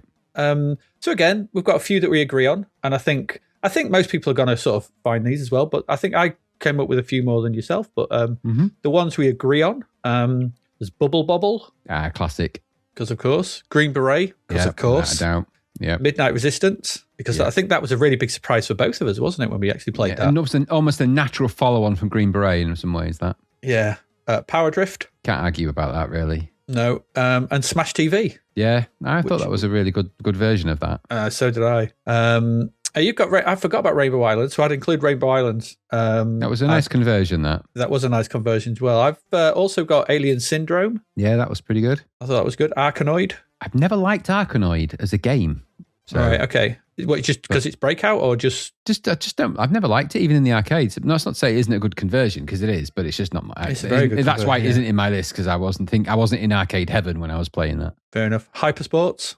Yeah, that is a good version of Hypersports, in all fairness. I played quite a lot of that. Yeah, that is good. That is a great... the John 20 version, Ikari Warriors. That's that is another good one, yeah. Rodland.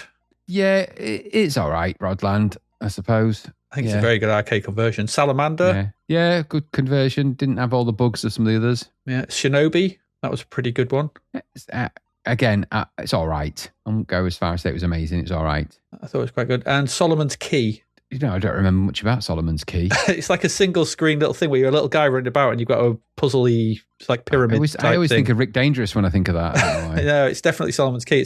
That's a good arcade conversion. That is Solomon's Key. I think it might be better on the Amstrad, but it's a good, because it's single screen puzzlers. We saw a lot of them. I'm not here to sort of pick your list apart. I think you've put them in there for reasons, and I don't doubt they're justifiable ones. And I think the thing to take from that is that the C64 is at its best when it's doing games that are within its power to do them well. So you Bubble Bobble, 99 single screen puzzles, lots of stuff going on screen. There's some very clever techniques in that. Green Beret, 4 levels of left to right scrolling, stabbing. Okay, Midnight Resistance, the sort of natural predecessor, but again, that could have gone horribly wrong. Midnight Resistance. We saw a lot of things like Strider, things like that. So it could have gone horribly wrong. Power Drift is the outlier here. Yeah. Because Power Drift shouldn't work. Yeah, but it has no rights being on the C64 in that way, and there it is. And there it is.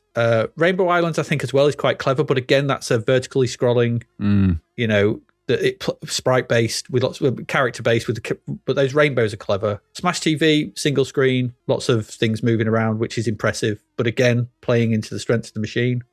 Alien Syndrome, multi-scrolling sort of shooting sprites. Arkanoid, Breakout, Hypersports, one sprite animated, a few sprites sort of animated sort of sports games. We've seen loads of them. Ikari Warriors, Commando proved we could do these. Rodland, single screen. Salamander, left to right scrolling shoot 'em up's quite good. Shinobi's not good, and not bad. And Solomon's Key again, single screen. So I think the theme we've got here, aside from Power Drift, is that they fit the machine.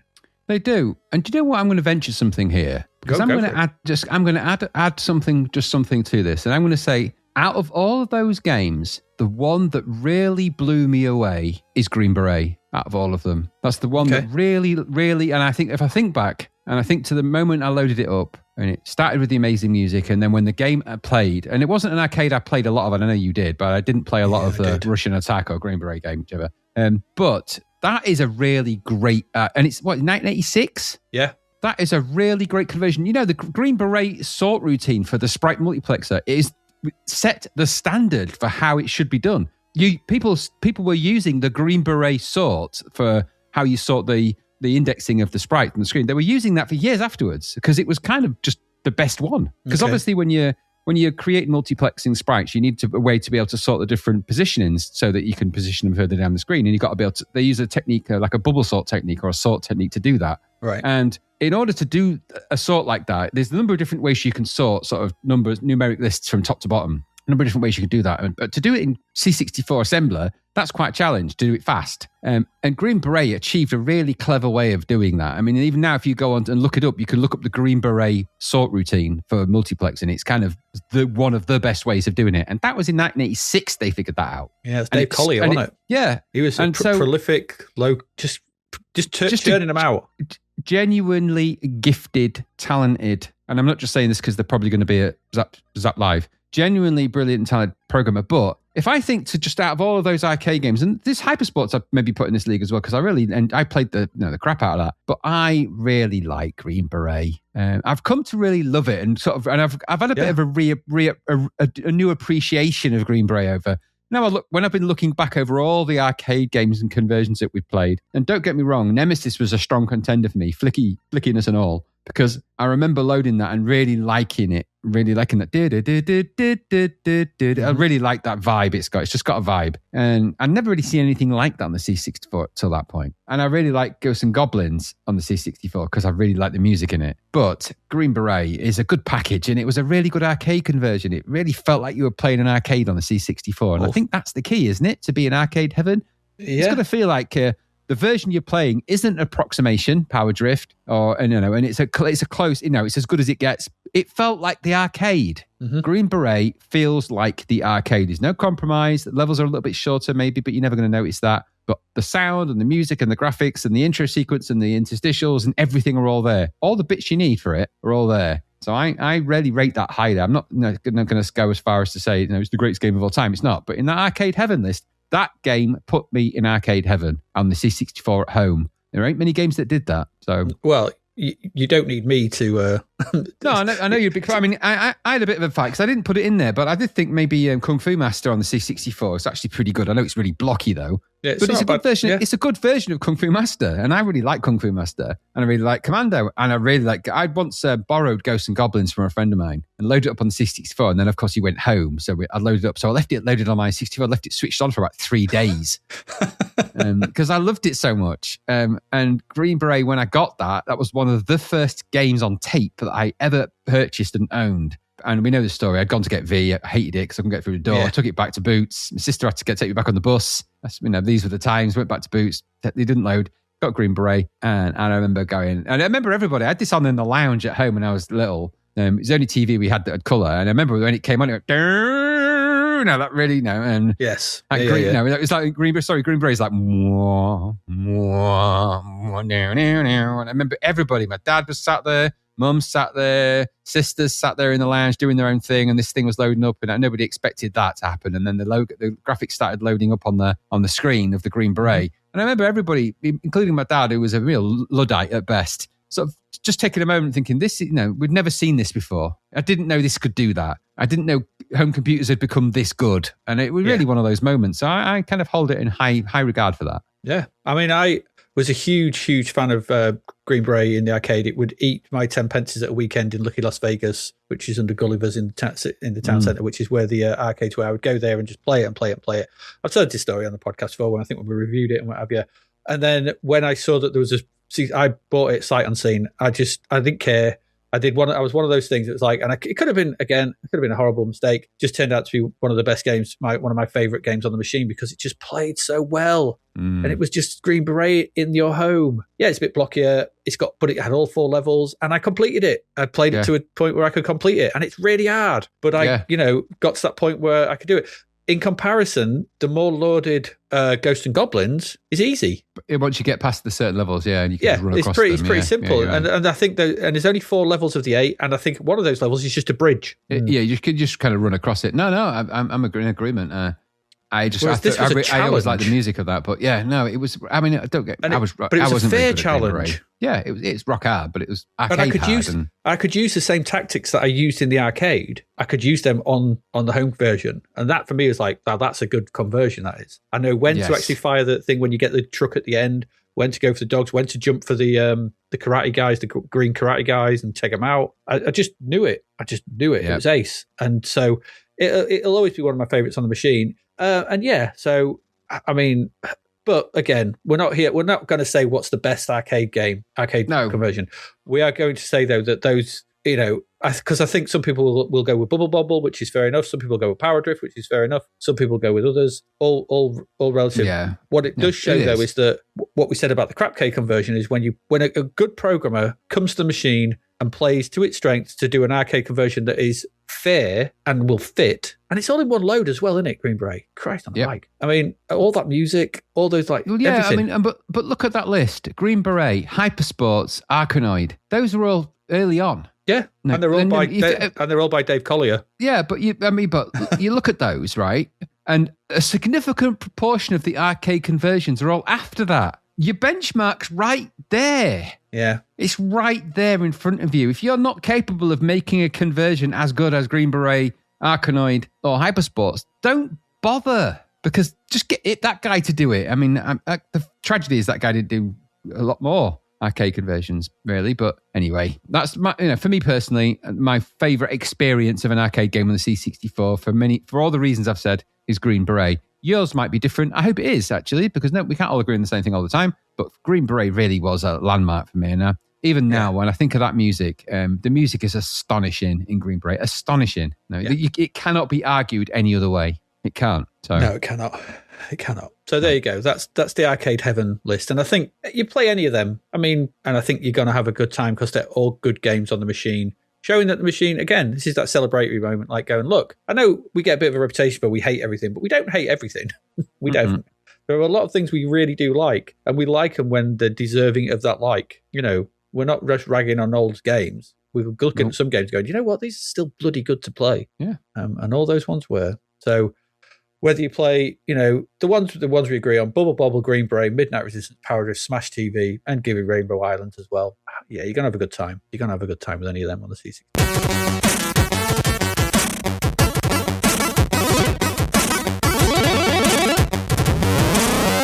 Before we go away for a quick break, we've got comments from our patrons on their Arcade Heaven. We love them. We do. We love them. David Hearn says, Commando. I know it's technically mediocre, sprite glitches, missing levels, etc., but it's the one I kept going back to. And Ghosts and Goblins second, even though I took it back to the shop because it was too hard. Yeah, it is. We just said it's too easy. Well, those first levels, like the arcade, are hard. Once you get past a certain point, it does get suddenly very easy very quickly. And some of that is glitch-based as well, I have to say. Yeah. AL82 Retro said Midnight Resistance. Yeah, I can't argue with that. That's on our list. It's a good one. Yeah, great graphics, decent sound, and all the levels from the arcade game. Yeah, that truck level was good on that. Yeah, most importantly, the controls are brilliant and work perfectly. You know what we didn't put in? Sly Spy. Yeah, I know it was the best game of last time, but you could put that in the list as well, just for the sake of it. I think Sly Spy should be in there. That's a really good conversion. Yeah, it is. Nick James said Pac-Land was always my favourite arcade game as a kid, and the C64 version is by far the best out of the 8 and 16 bits around. Yeah, I actually agree with him. I actually have a bit of a soft spot for the Pac-Land arcade, and it isn't a bad version on the C64. It's just a bit sparse, but it is better than the other versions. He's not wrong. Yeah. Well, they're not wrong. The issue was it only had half the levels and was missing many of the features. In fairness, that pretty much sums up the European experience of the C64. Yeah, levels and features missing due to time constraints, budget constraints, and device constraints. Yeah, there you go. All right, there you go. That's the Arcade Heaven done. Graham, we're going to go away, take a quick break. When we come back, we have best sounds to do. Tricky. Best sounds. See you in a moment.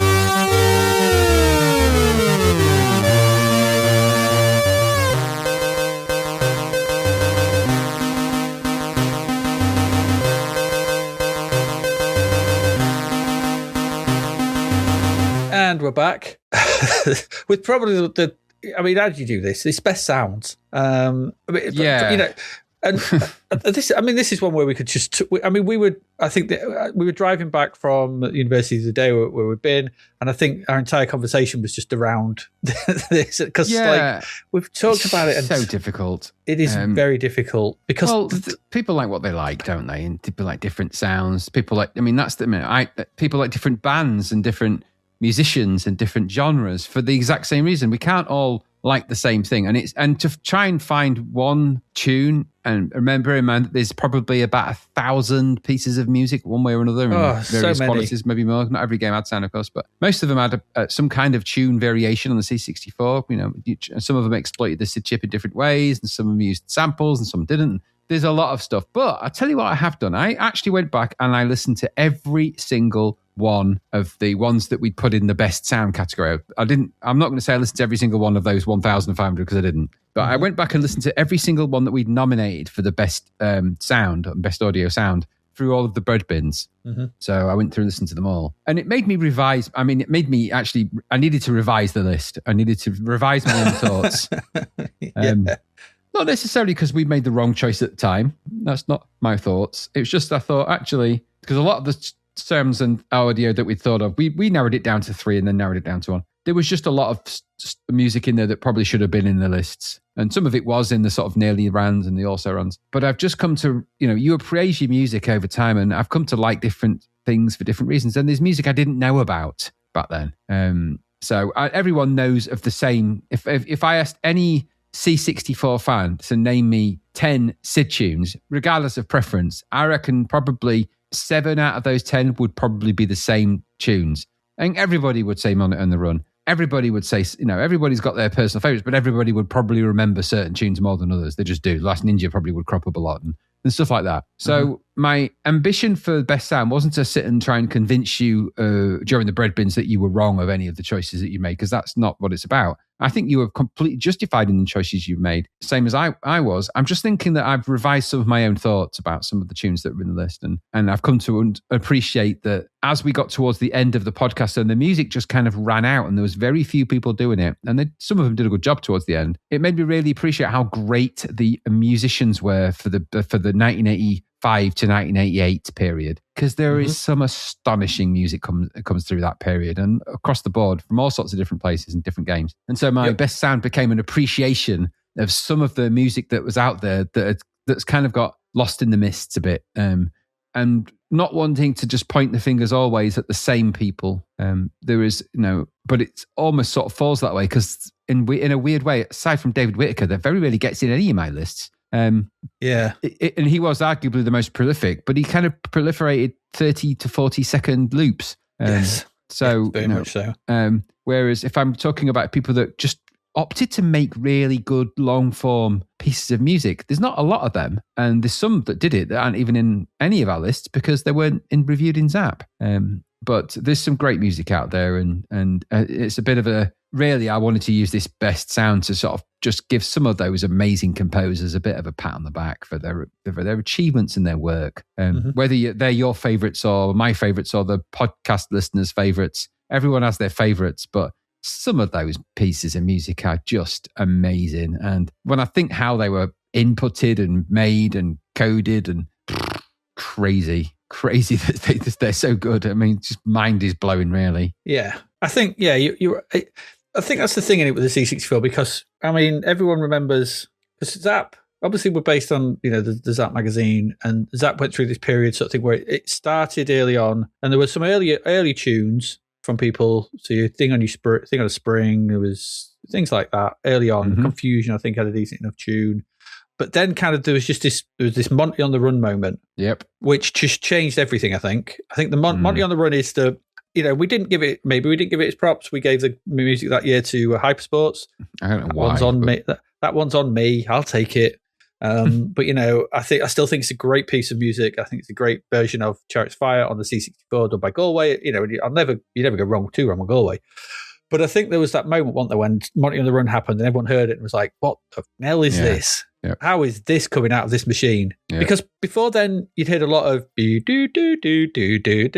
single tone, and suddenly there was this big opus, and then the floodgates just opened. Yeah, with so much. There was obviously something in the water from around about mid '85 onwards that they just got to grips with the SID chip for the coding, for how to make it work, how to do all the oscillation, all the clever stuff they were doing with it. All the players came out, all this kind of stuff, and there was just this and it was one of those things. The great thing was about this was it was always it was the Trump playground card.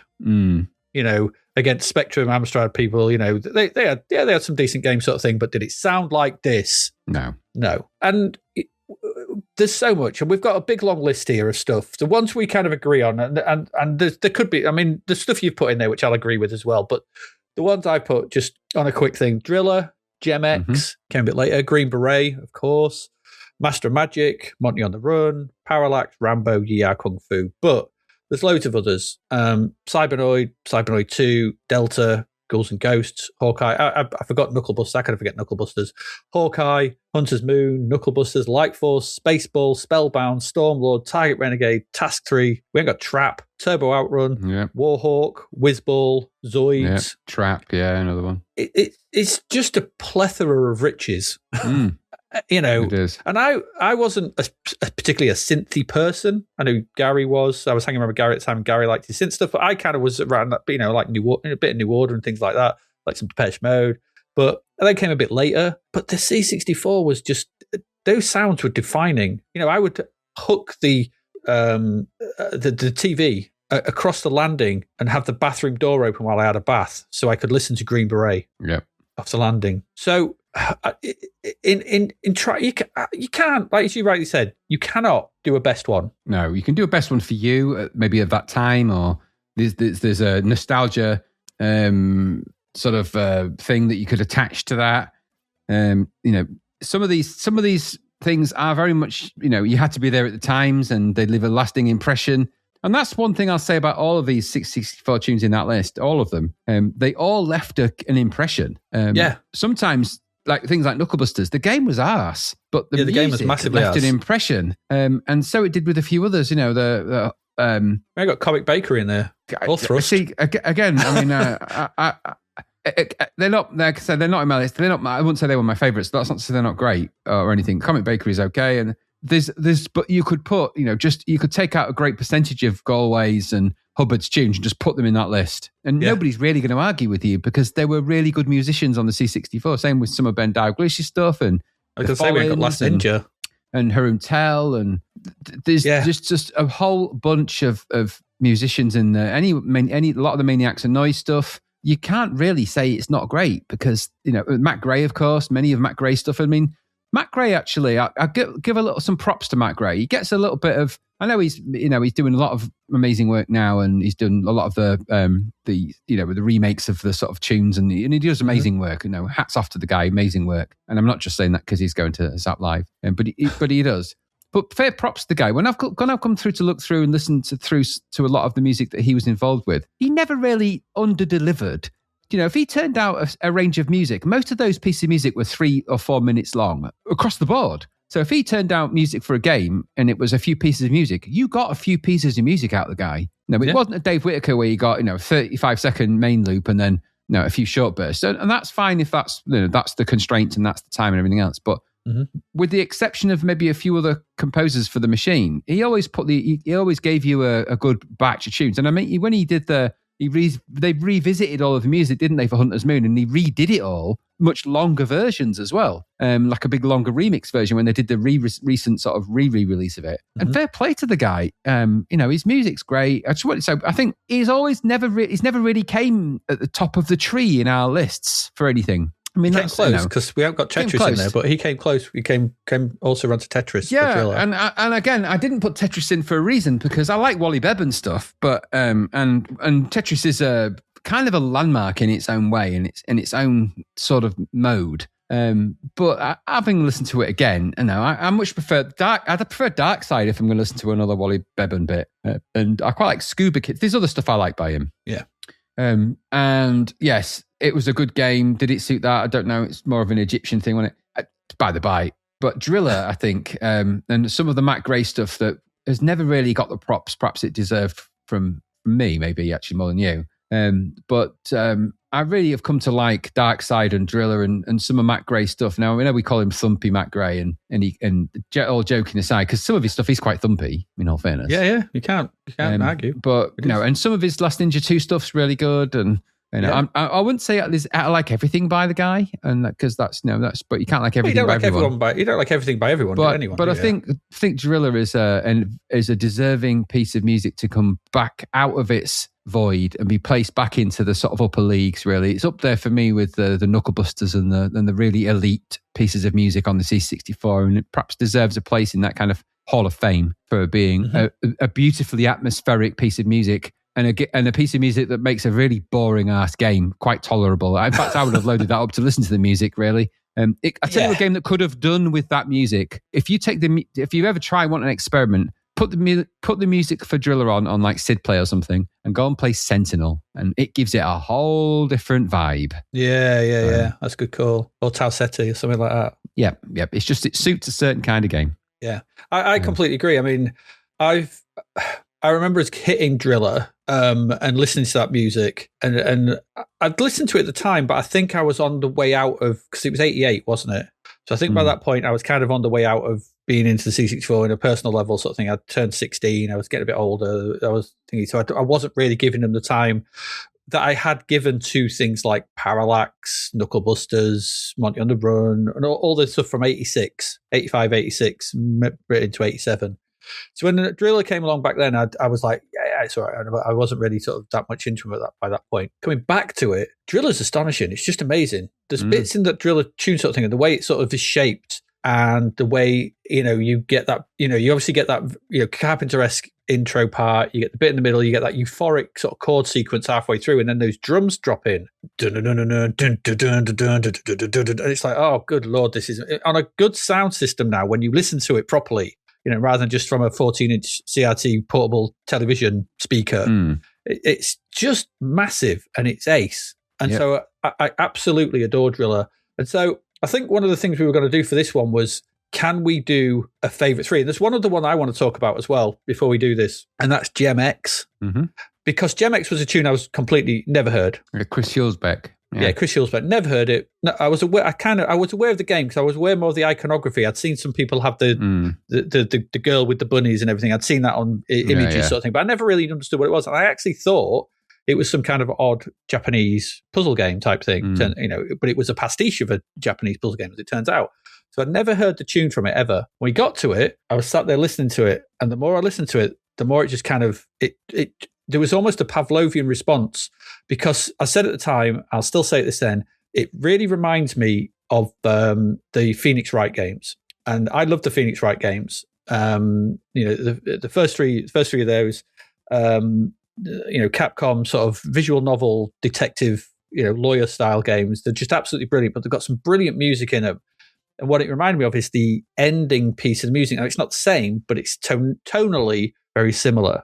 And so it put me in this really kind of sort of nostalgic feeling for something I hadn't heard before, which was weird. And I was had a kind of like weird response to it, which was like, it's making me think of this game, which I really like, but it's not a tune I've heard. And it was similar, but it's not the same, and it's really good. And I've listened to it more and more recently, and it's just one of my favorites on the machine. It has become, it's gone up there with all of them. But it's completely different, because I think we said at the time it got the best music because it feels like a song. It feels like a tune. It feels like Hulsbeck. Yeah, it's an amazing piece. It's not, I don't know, the technicalities of it, whether you can say, well, Monty on the Run is more technically brilliant and Whizball is more technically brilliant. That's great. They're all brilliant. You can say that. But that tune is such a strong tune. So simple, but, it just really works for me. So if I had to pick a triple bill of my favourites that I've come to sort of appreciate, especially over the last few weeks as we've been building towards this and I've been listening to music and tunes from this sort of thing, it's Driller, Gem X, and Parallax for me. It's a good choice. Because Parallax is the one that I still to this day just it blows my head away listening to that coming out of C64, the way that builds and carries on and goes. And yeah, there's longer tunes, there's Hubbard. It pains me there's no Hubbard, but it is what it is. It is what it is. They're my three. What about you? Have you got three that you could land on? I don't know if I have really, because I've got certain favourites for certain things. I really like Delta, but I like the Delta Mixi Load. Right. Okay. The Delta Mixi Load is essentially a sequencer. It's one of the first loop-based sequencers I ever came across in my life. And really, when you think about it, that's the mainstay of creating mini short looped variations of music and then putting them together. That's kind of Ableton Live right now. That's almost every DAW software. That's every loop-based platform that you can think of. That every device where you can put samples in. That's your Akai samplers. That's your MPC ones. That's essentially what that is. Mm-hmm. That is an amazing thing. I know Hawkeye had one as well, which is often kind of overlooked. But the Delta Mixi Load is an incredible thing. So, and that's not to say that because Delta's got amazing music, and there is a debate you can have, which is is it there? Was it an original piece? Because Delta is essentially, as we've said, it's Philip Glass and it's The Who, I think, is it, and something like that, and Warhawk, somebody else, and there's a whole bunch of Hubbard stuff that's leaning in under the things and other tropes and other bits of other music, and okay, that's just it is what it is. So my three differ from yours. That's not to say that yours are, or should I say, my music choices differ from yours. That's not to say that yours aren't great. I really like the Parallax music, but I actually as much as I like the opening theme, I really, really like the high score music in Parallax. It's my favorite high score music of all time, hands down. For me, if I was going to pick a high score music, that's my favorite of all time. It's amazing, and it will always be for me. That's why that's been on the end of the podcast since the beginning. For that reason, because it's just brilliant. So my favorite high score music, without a doubt, Parallax, without a doubt. And now the opening music, though, it's really clever, and there's been amazing remixes over the years. And it is, it's a really almost proggy kind of vibe to that. And I like that in the same way that I like trap, in that it's just a bit of a surprise. And trap is an amazing bit of music. Again, there's parts of trap I really like. I've listened to it yesterday, actually, strange enough, and it's another really great piece of music. But I was trying to think of the tunes that really surprised me, both recently and at the time, and the ones that really resonated. And I'm going to put some new things in my list. Ooh, so I've always liked Knuckle Busters, always. Yeah. And Knuckle Busters is an amazing piece of music, both of them. So Knuckle Busters will always be in my kind of top tier, always, because it's amazing, all of it. I like the high score music, but the in-game music is just amazing. It is. And the title screen. Yeah, it just doesn't go with the game at all. But the title screen maybe, but the in-game music is just something else. And I don't know what makes you, clearly, you can hear Hubbard's influences. He's, later when he did Eyeball, he's clearly influenced by early industrial stuff. He's listening to, the Cabaret Voltaire and stuff like that. You can hear that influence almost in things like Knuckle Busters. So you can Hubbard wears his influences very much on his sleeve. There's no doubt about that, no. The kind of, if you look at Hubbard's list, for example, if you just look at his list of music, so if we go just for 1985, right? In 1985 alone for Hubbard, Commando, Chimera, Rasputin, Monty on the Run, Thing on a Spring, Confusion, Last V8, Master of Magic, Crazy Comics, Action Biker, Hunter Patrol, One Man is Droid, The Human Race, Battle of Britain, right? Then you've got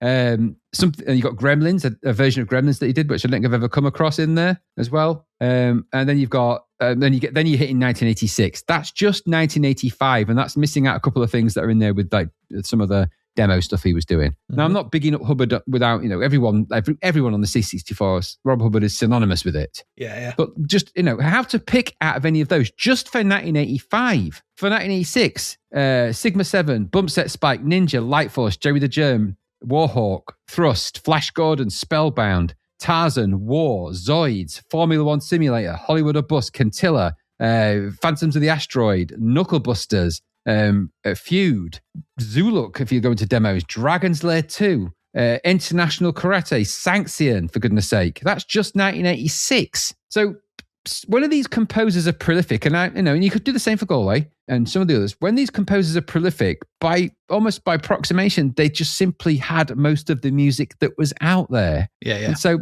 and they also, with Rob Hubbard, he was obviously still is, he's a really kind guy, Rob Hubbard. I've worked with him on a number of different projects over the years. He's a really kind guy. He is genuinely lovely. He still owes me a pint, which I will hold him to at Zap Live. But he is a genuinely lovely guy. But more importantly, he, like I said, wears his influence on his sleeve, very prolific, and produced some amazing music. He's a trained musician. Of course he can. Yes, he did it programming chips and stuff like that. So of course I'm going to have Hubbard in my list. Fine. I'm going to bring in some different ones. So I'm going to say Hilsbeck is a bit of a, never got the appreciation on the C64 that he deserved for two games. For Starball, or also known as Spaceball, which is just beautiful. It is genuinely amazing in the same way that Gem X is, because for the same reason, it's a song. The guy created a song. He's got a lead vocal. It's got drums. It's a mini little SID band in the SID chip. And to be able to do that and make it sound really good, that's not an easy thing to be able to do, is it? No. So I'm bringing Chris Hilsbeck in there. And out of those, I know you really like Gem X, but I really like Starball. The Starball music is amazing, and I've always liked it. There's nothing new there. That's always been in my list. So Knuckle Busters probably in my list. Well, is in my list. Starball's in my list. Of course, Ghouls and Ghosts is in my list, because it's just something that I still to this day I find absolutely amazing that somebody could make a C64 do that. So Ghouls and Ghosts, we've talked about that many times. Yeah. Things I'm bringing into the list. So I'm going to bring Whizball in. Galway's, I think, probably one of the greatest pieces of music he ever did. And he recently released the source code for that, so you can go and, really want to confuse your mind, go and check that out. But Whizball is an amazing range of music in that game. Really goes well with it. Everyone raves about its kind of guitar sound, but it's just got a beautiful synth, shimmery synthness to it. It's magical sounding, and I like that about his music. Green Beret and Rambo, I can't get them out of my head to this day. I can't. Yeah, both astonishing piece of music. I really like Light Force by Hubbard, but I like it because it's quite thumpy, and I think that's where Matt Gray gets a lot of his inspiration from the Hubbardy thump. So I think he was maybe thumping before the rest of them. But, and I could put in there Spellbound and stuff like that. I'm going to put Mutants. I think Mutants has got a place. Some of Fred Gray's. Fred Gray's another one that never gets the props he deserves. Mission AD is Mission one I would... AD and Mutants, both really good bits of music. I'm going to say, there's some Ben Dalglish stuff that's been really good. Death Wish 3 is a good piece of music by Ben, will always be. Trap, Last of course. Ninja. And Last Ninja goes to that same. Everyone remembers Last Ninja. Anthony Lees, of course, rest in peace. Both of those amazing people. But I'm going to bring one of the unsung heroes of the C64, and one of the most prolific composers is Haroon Tell. Yeah. Now Haroon Tell's always been a kind of a bridesmaid but never a bride for us. But some of the music he produced is just out of this world. And I will just, there's landmark moments of that. There's games that we were never in Zzap that we don't talk about because the guy was prolific. He did loads of music. He was only 16, 17 at the time. And I think started when he was 15. But Cybernoid and Cybernoid 2. And then think Hawkeye, Cybernoid 2, Cybernoid Myth. I mean, goodness me. Yeah. All good. Astonishing. And Cybernoid 2 particularly, they're just really great pieces of music with beautiful melodies, and they're really brilliant. And Hawkeye, brilliant. The recent, there was remixes of those that came out that were really good. So I'm going to bring the Cybernoids into my list, which I think they probably deserved a place there all along. Stormlord as well. That's a Maniacs piece. It's got some good things to it. Turbo Outrun for the same reason. It's got some nice things. And then the Outlier. So Task 3. Now, I think that's by somebody called Frank Endler, who doesn't get a lot of press. Task 3 is an astonishing piece of music on the C64. Really. And the whole sweet music that goes with the game. It's a really crappy game. It's a top-down shooting one, wasn't it? But the music is really, really good. So I'm going to bring that in. So rambled on for ages now. All I'll say is, can I pick a top 3? If I picked a top 3, it's not going to surprise anyone. It'd be Ghouls and Ghosts. Probably, I'd say Ghouls and Ghosts, Knucklebusters, and I'm going to put Spaceball, Starball in there. Yeah, but that's fine. If I'm going to actually sort of round it down and think, well, I'm going to take Knucklebusters and I'm going to take Ghouls and Ghosts out because they're in the elite realm, and I'm going to bring some new ones in. So the Cybernoids I'm bringing into that list. Go and listen to the Cybernoid music because it's amazing. And I would also suggest that you go and give something completely left field a try. I could put in Rambo and Green Beret, but we all know they're great. I could put in Delta. We all know that's fabulous. And any of the Hubbard stuff around that time was, he spent 3 years composing brilliant pieces of music and didn't really falter. So I'm going to say, go and try something that you might not have given a listen to. Go and give Target Renegade a listen. That's a good piece of music. Go and get Gary Belisario, whatever his name is. I don't know how you say his name, Belisario, something like that. Yeah. Go and give Task 3 a listen. Go and try some of those different ones. Yeah, there's some good tunes. I mean, I would, if you want, Gem X is quite a left field one. That's not one that gets talked about very much at all. It isn't. I mean, of the recent stuff, the ones that stuck around, I was thinking today, and I know it's just some Christmas tunes, but those Santa's Xmas Caper tunes. You and that bloody game. I'd love them. I absolutely love those tunes. I love like Christmas. One of them. I like Christmas, and they're really good Christmas tunes. I like that. Bomb Fusion had a good tune, I seem to remember. Yeah, that was what's his name, wasn't it? Jackmaster on it, Julian Potts. Yeah, Julian Potts. He used his Hubbard player, I believe. It was quite good. There's some good Adam Gilmore stuff. I see that. He's the other one I would have brought in. And Ashley Hogg. Draconis is good, yeah. And Ashley Hogg's done some good stuff in the most recent past. His work on Nobby the Yardback, was it? Ashley Hogg, I think, did that. Yeah, I think it was. There's some good stuff in there. So that, I think the thing what comes from this is we just have an embarrassment of riches. Yes, we do. Yeah, because there's loads of stuff we haven't mentioned. Yeah, and I'm going to go to because we could talk, and we very well may do another podcast where we just talk about the C64 music. Who knows? We might do an episode on that at some point. Bring Gary in, and probably just do that for and sort of. I think we're planning on doing something which is kind of influences, aren't we? There's a planned episode on sort of influences that we. Yeah, there is. Yeah, because there's a good argument for the Jean-Michel Jarre's and the Tangerine Dreams, especially for people like Matt Gray. Who, by the way, I'd have brought in Driller into my list as well, just to say to some Matt Gray, some Matt Gray, bit of Matt Gray love, bit of thumpy love. Yeah, absolutely.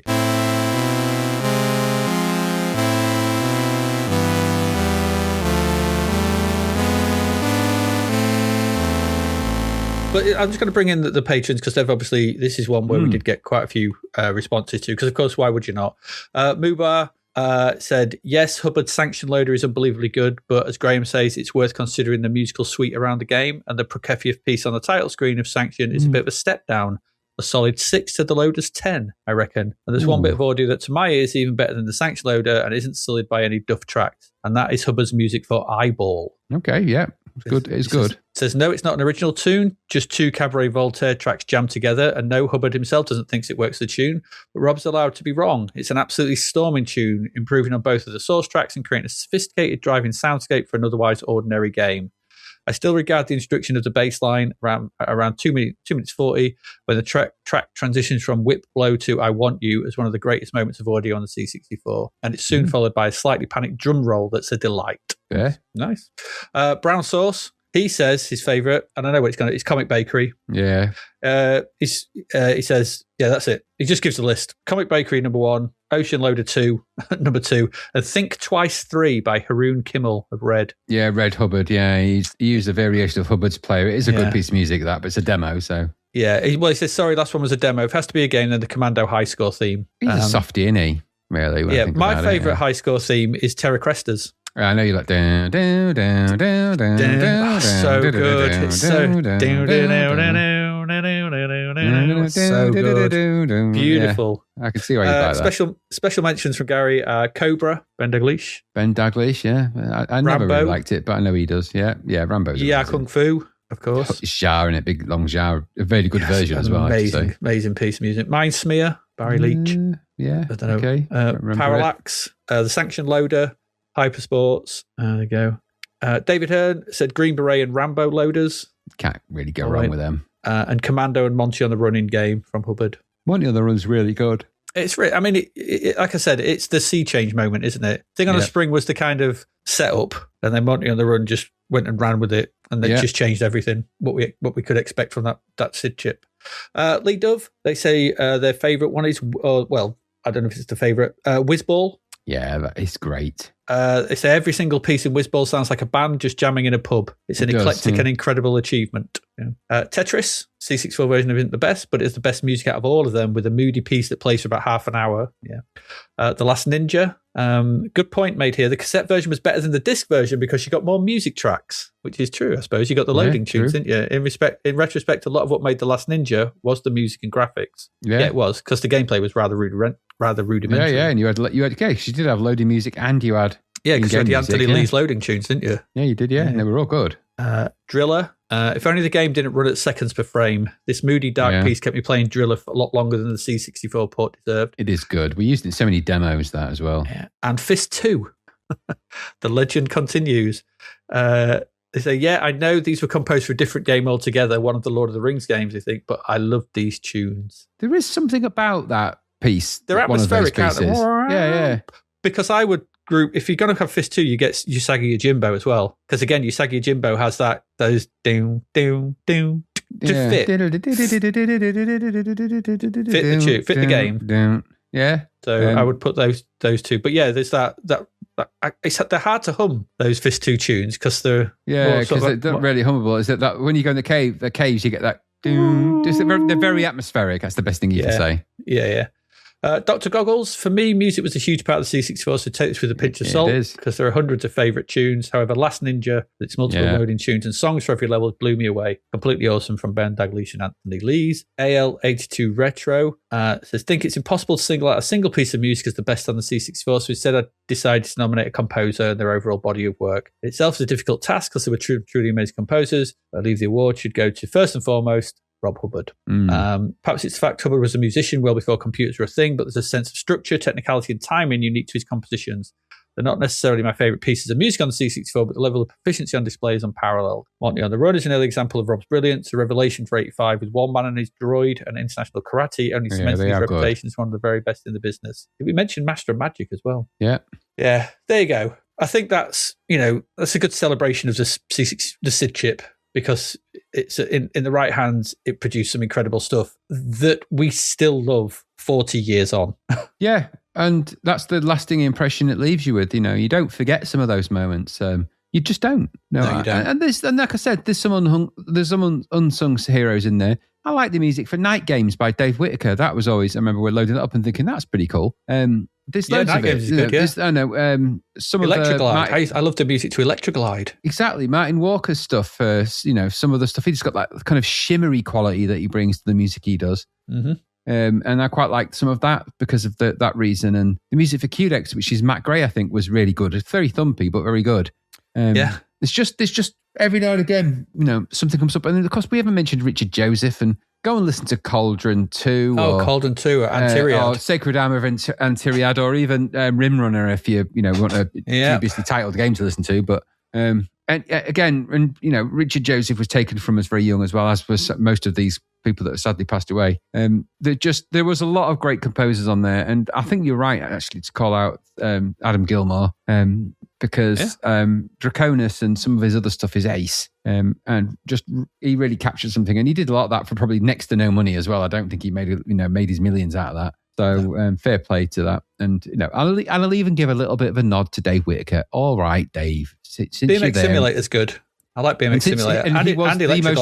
And he is the most prolific composer on the C64 by miles, by sheer volume of numbers. And let's not, all right, we'll give you a pat on the back for Panther, because Panther is quite good in its own weird way, even though you're flying a tin of Spam around or whatever it was. The actual music there, it's a simple formula, but it works. Okay, I'll go with that. Yeah, it does. BMX Simulator was good. I remember that. Electroglide was great. I think Glider Rider was okay. I think. Remember. And good. It was the guy that did who did the Ghosts and Goblins, and he's done quite a few as well. Matt Cooksey. Yeah. He's, again, some of these bits of music that they turn out now and again. He's tuned for. I remember liking his music for Battleships. Yeah, it's really good. That's why, and it's one of the longest pieces he ever did as well. Yeah, that was a good tune. That was. But like I said, just an embarrassment of riches. And exactly. I used to take great pleasure. I used to make mixtapes for my Spectrum owner friends. And and I'd whack a load of this music on there, and it was always a fun experiment to do. Now they would argue that they'd put some of their games on there and some of the Spectrum audio, and as much as it was recorded through the earpiece of a tape recorder or whatever, in that weird way, because that was the way you kind of made it sound louder on a Spectrum, didn't it? Came out that little tinny speaker thing. Yeah. And the C64 obviously had, just sounded great whatever you recorded it on, because it had 3 channels and everything else. But it was always a great pleasure to record stuff for them and go. And it was always listed by the game. Never, when you listed it on the tape, when you gave them the tape, it was listed by the game. So I remember doing one with Crazy Comets and Delta, and there's a lot of Hubbard on there. You can't argue as a Spectrum, and you can't sit there and go, I don't like that. It's like, really? Yeah, away with you, away. Yeah, there we go. That's the best audio. I think that's a good one. Let's go on to our next category.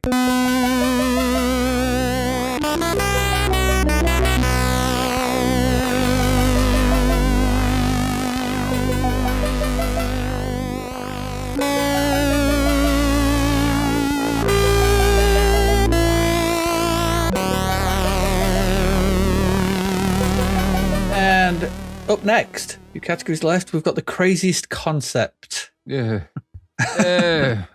What could be worse? We didn't agree on any of these, but all of these are stupid. All crazy. I'm just going to go through them. You've got Blade Runner, Give My Regards to Broad Street, Street Hassle, and Willow Pattern. Yeah. I put Heatseeker, Hopper Copper, Jack Charlton's Match Fishing, Match of the Day, Tubular Bells, and World Cricket. Yeah. Don't know. No, they all deserve. They're all deserve to be in there. There's a lot of crazy concepts, and I suppose what you got to differentiate is what constitutes a crazy concept, and crazy concept circa stupid idea is what I thought. It's a stupid idea to make a game of that, is what I was thinking. So if I could add the phrase so and so, it's a stupid idea to make a game of that.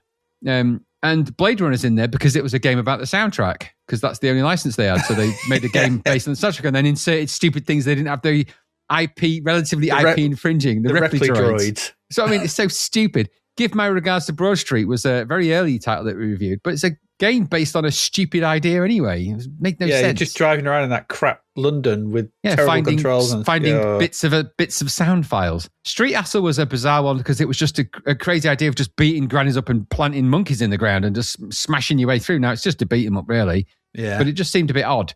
And Willow Pattern, of course, was a game based on a crockery, which so many times. Not on crockery. Not on crockery. Well, similarly, my list, I mean, Heatseeker, you're a ball on a leg. That is crazy when you think about it. A ball on a leg. Hopper Copper, you're a copper on a space hopper. I mean, what they made that game because it rhymed. That's the only reason that game exists, isn't it? They could have had him hopping, just had one leg. It was just Jack Charlton's Match Fishing.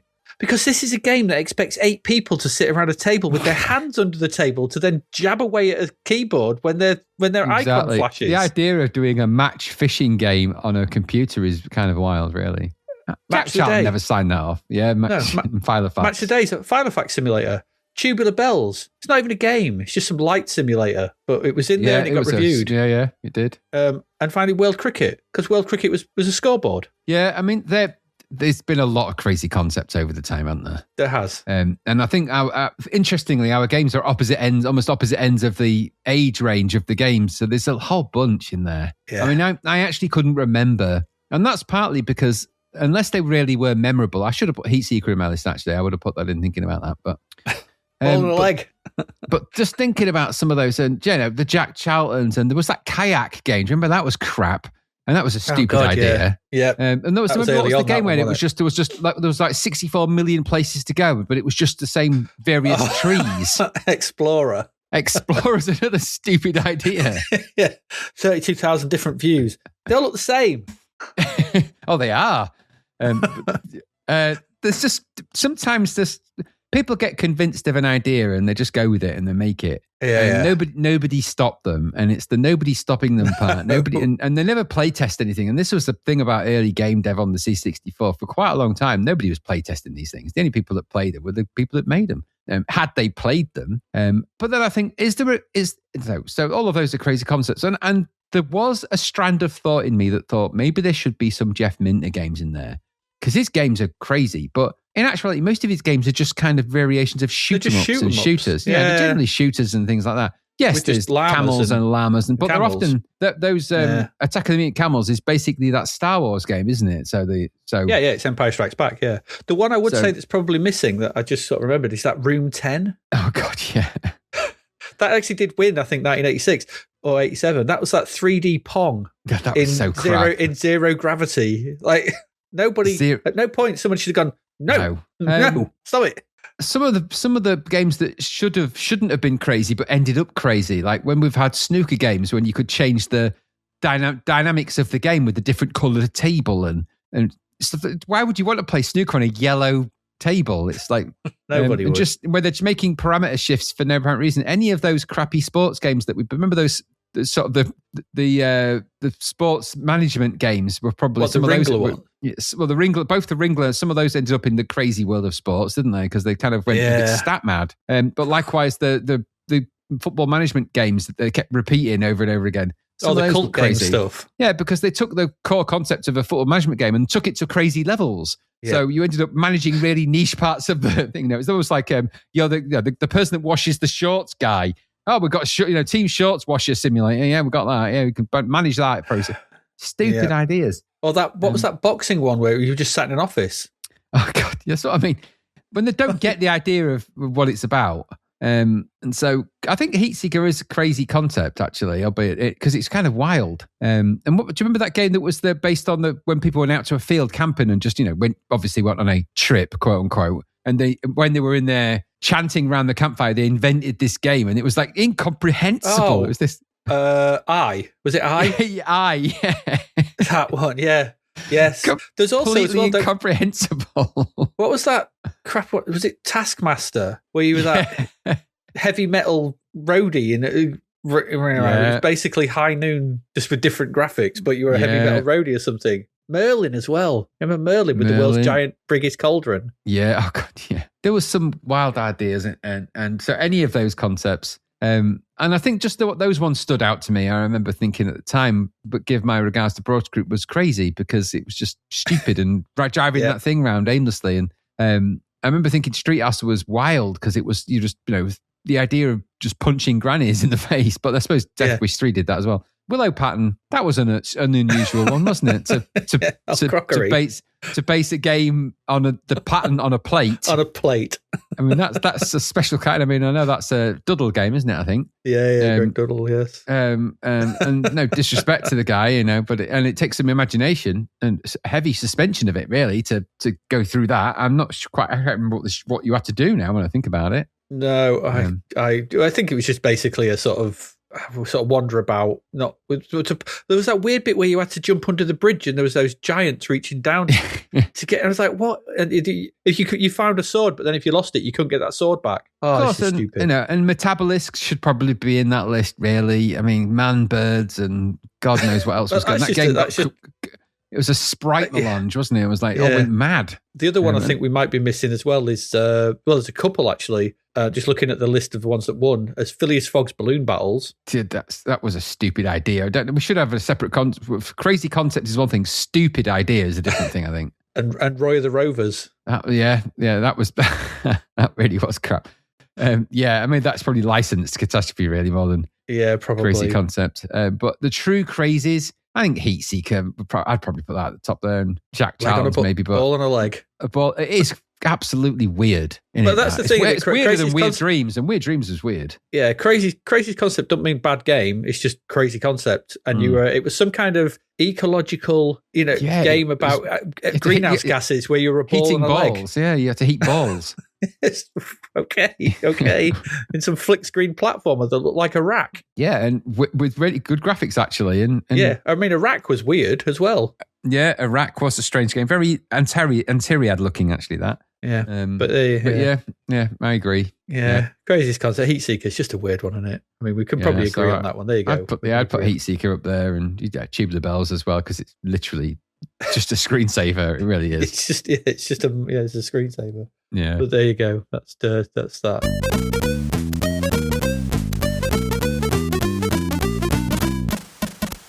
Did we have any crazy concepts from the patrons, by the way? Yes, we did. Crazy Concept Mubar. Craziest Concept Mubar says this is Craziest Commodore Code, which I thought I'd just pop in here. Not from a technical standpoint, more an implementation. And he's got the control method for Mama Llama. Completely inexplicable. Instructions be damned and seemingly uncontrollable.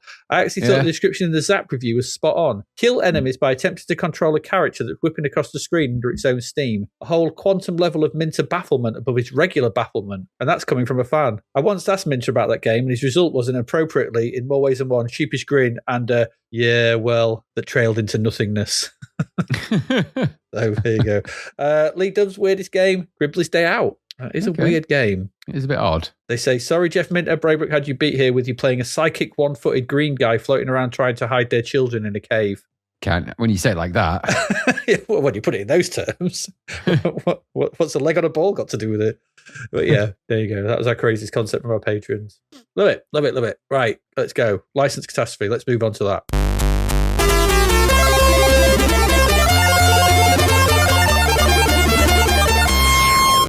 And we've got, there's a lot here, isn't there? There is. I mean, I think we can almost sort of just whiz, because there's a lot, but there's also some real stinkers. Yeah. So the ones we've agreed on in the License Catastrophe area: Big Trouble in Little China. Yeah. Count Duckula 2. Awful. Dick Tracy. So bad. Give My Regards to Broad Street. Pointless. Grange Hill. That was really shit. Bleak. That was bleak. Indiana bleak. Jones and the Fate of Atlantis. Green Indiana.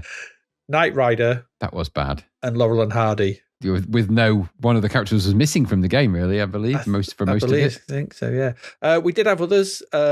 You had Blade Runner. Yeah. Because it wasn't very good.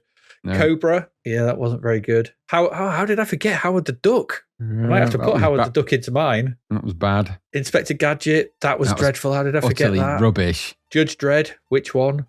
Any of them. None of them have been that good. Yeah, Roy the Rovers. Yep. Tarzan Goes Ape. Yep. Ugh. The Running Man. Yep. We could have Ready here. Top Gun. Yabba Dabba Doo. Yeah. I had Pink Panther. Yeah, you complete in one go. Just go to the right and that's it. It's gone to an island. The game just stops. And V. Yeah. Can't go anywhere. Nice looking, but incomprehensible door locks prevent play. Incomprehensible door locks lead to return of game for Green Beret. Yeah. God, there's so much badness there, isn't there? Yeah. Special place in hell for Big Trouble in Little China, because that's a great film. That ain't a great game of that. No. It's so utterly crap. Even though you played 3 of the characters, they made no sense in that game whatsoever, because none of those characters are actually in the film. No, but you remember how the Duck Springs Mine, there's that sort of image of him in a robe or something. That was awful. It was just slow and crappy. The gameplay was obvious, and it just wasn't a good experience, was it? Now there was the film. No. I'm going to put Dick Tracy in that Super League, because that was really bad. That goes without saying. That's like literally one of the brown stains on the Dick machine. Tracy and Inspector Gadget, 7th circle of hell for them. Yeah. Yes, I think, and I didn't go for either of them. And I got one for Dick Tracy. I forgot about Inspector Gadget. I would also put Knight Rider in there. Yeah, Knight Rider. Yeah, Knight Rider was utterly awful because that took a year. Could have been Spy Hunter. Yeah, could have just done Spy Hunter, couldn't you? For that, really, could have just done. Yeah, you were a car. You're a car. Ramming other cars off the road in a superpowered car, climbing in the back of trucks. That's exactly what they did in Knight Rider. Yeah, exactly. Yeah, Devon turns up every now and again for you to power back up, and you're in a truck. It's Knight Rider. It's Knight Rider. Yeah, just do that. Yeah, you don't really need to overthink it, do you? Just do that. No, we're going to do this half-assed, bloody crappy thing they did. Oh, it's so bad. That UI in that game, awful. So bad. Yeah. But you were menaced by shitty helicopters, weren't you? That didn't do anything. And then when you got to your destination, it was the wrong destination. It wasn't good, and it took ages to come out. Oh, it's dreadful, wasn't it? It didn't even have a good version of the Knight Rider music on it either. No. Terrible. Well, it's from Ocean as well. You had Galway on spec, on pay. Can you imagine Galway's version of the Knight Rider theme? It would have been ace. Wouldn't it? That would have been great. Top Gun's dreadful. Indiana Jones and Fate of Atlantis has a green Indiana Jones in an isometric world with green Nazis. The Grindiana. Just dreadful.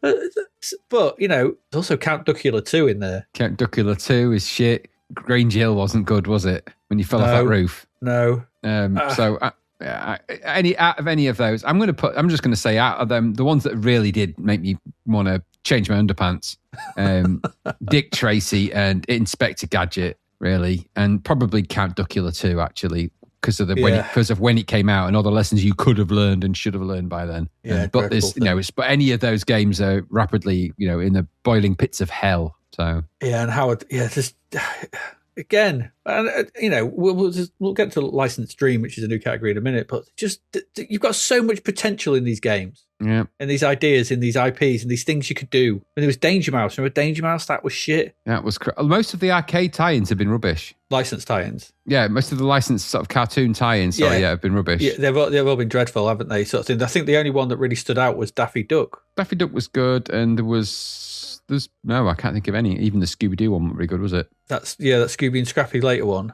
Yeah, I think there was a Batman one that was quite good. Oh, Batman Cape Crusader, that was quite good. Yeah, that was all right. And I think, I want to say one of the Thunderbirds games was okay. No, the Doctor Who game was a bit aimless. That was crap. When you think, what we always said was, when you've got a license of that magnitude, you've got such fertile ground, it's really hard to go wrong.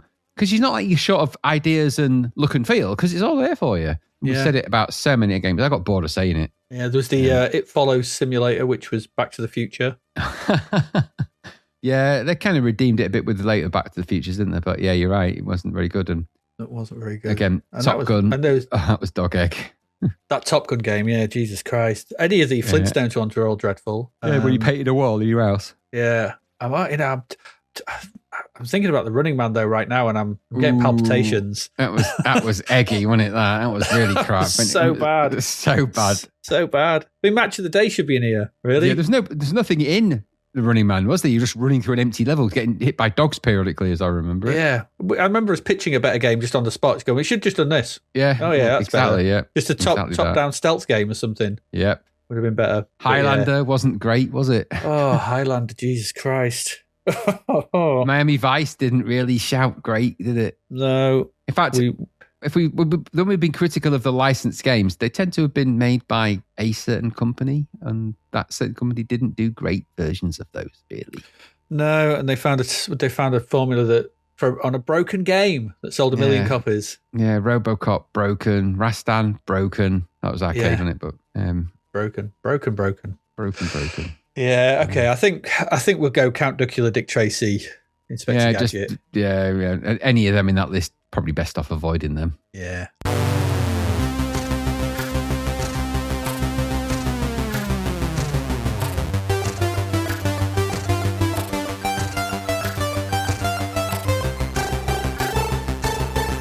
Our Patreons. Mm-hmm. David Hearn says Knight Rider tied with V. Yeah, we're on our list, so we're in agreement, really. Yeah. There's Ocean, you were not synonymous with Quality Streets. V looked quite nice. Its graphics were quite good. It was, but it wasn't V. Well, no, not really. I mean, just don't lock the doors on a game. I think is the and have an alphabet that you don't know. Yeah. To unlock them. Yeah, you have to unlock them with the alien alphabet from V. That's a challenge. 6 digits. Okay, so technically, you got to break a cipher code to play the game. That's quite a challenge for your average 10-year-old. Yeah. Yeah. Good design. Dr. Goggle says Cobra. It was crap. That was on my list. That. How was the Spectrum version better? Great Ben Daglish tune though. Okay. AL82 Retro, Dick Tracy. Yeah, no argument. Awful. Yeah, clearly unfinished and buggy as hell. This game tie-in based in is as laughable as it is deplorable. Shooting a bullet off the right side of the screen only for it to kill a bad guy on the left is only slightly less hilarious than Tracy being able to defeat bad guys by simply holding his arm outstretched. Oh yeah, I forgot about that. Yeah, it wasn't true game good. crime. Yeah, it ain't good, is it? It ain't good. All right, okay, there you go. That's your license catastrophe. All dreadful. All are dreadful. All are dreadful. Let's move on, because next we're going to talk, probably not for very long, but about our licensed dream.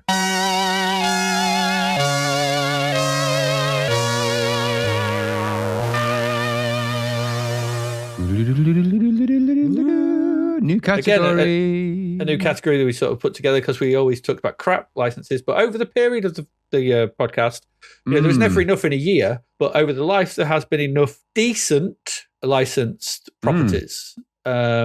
And we only agreed on one, and I think it's going to win.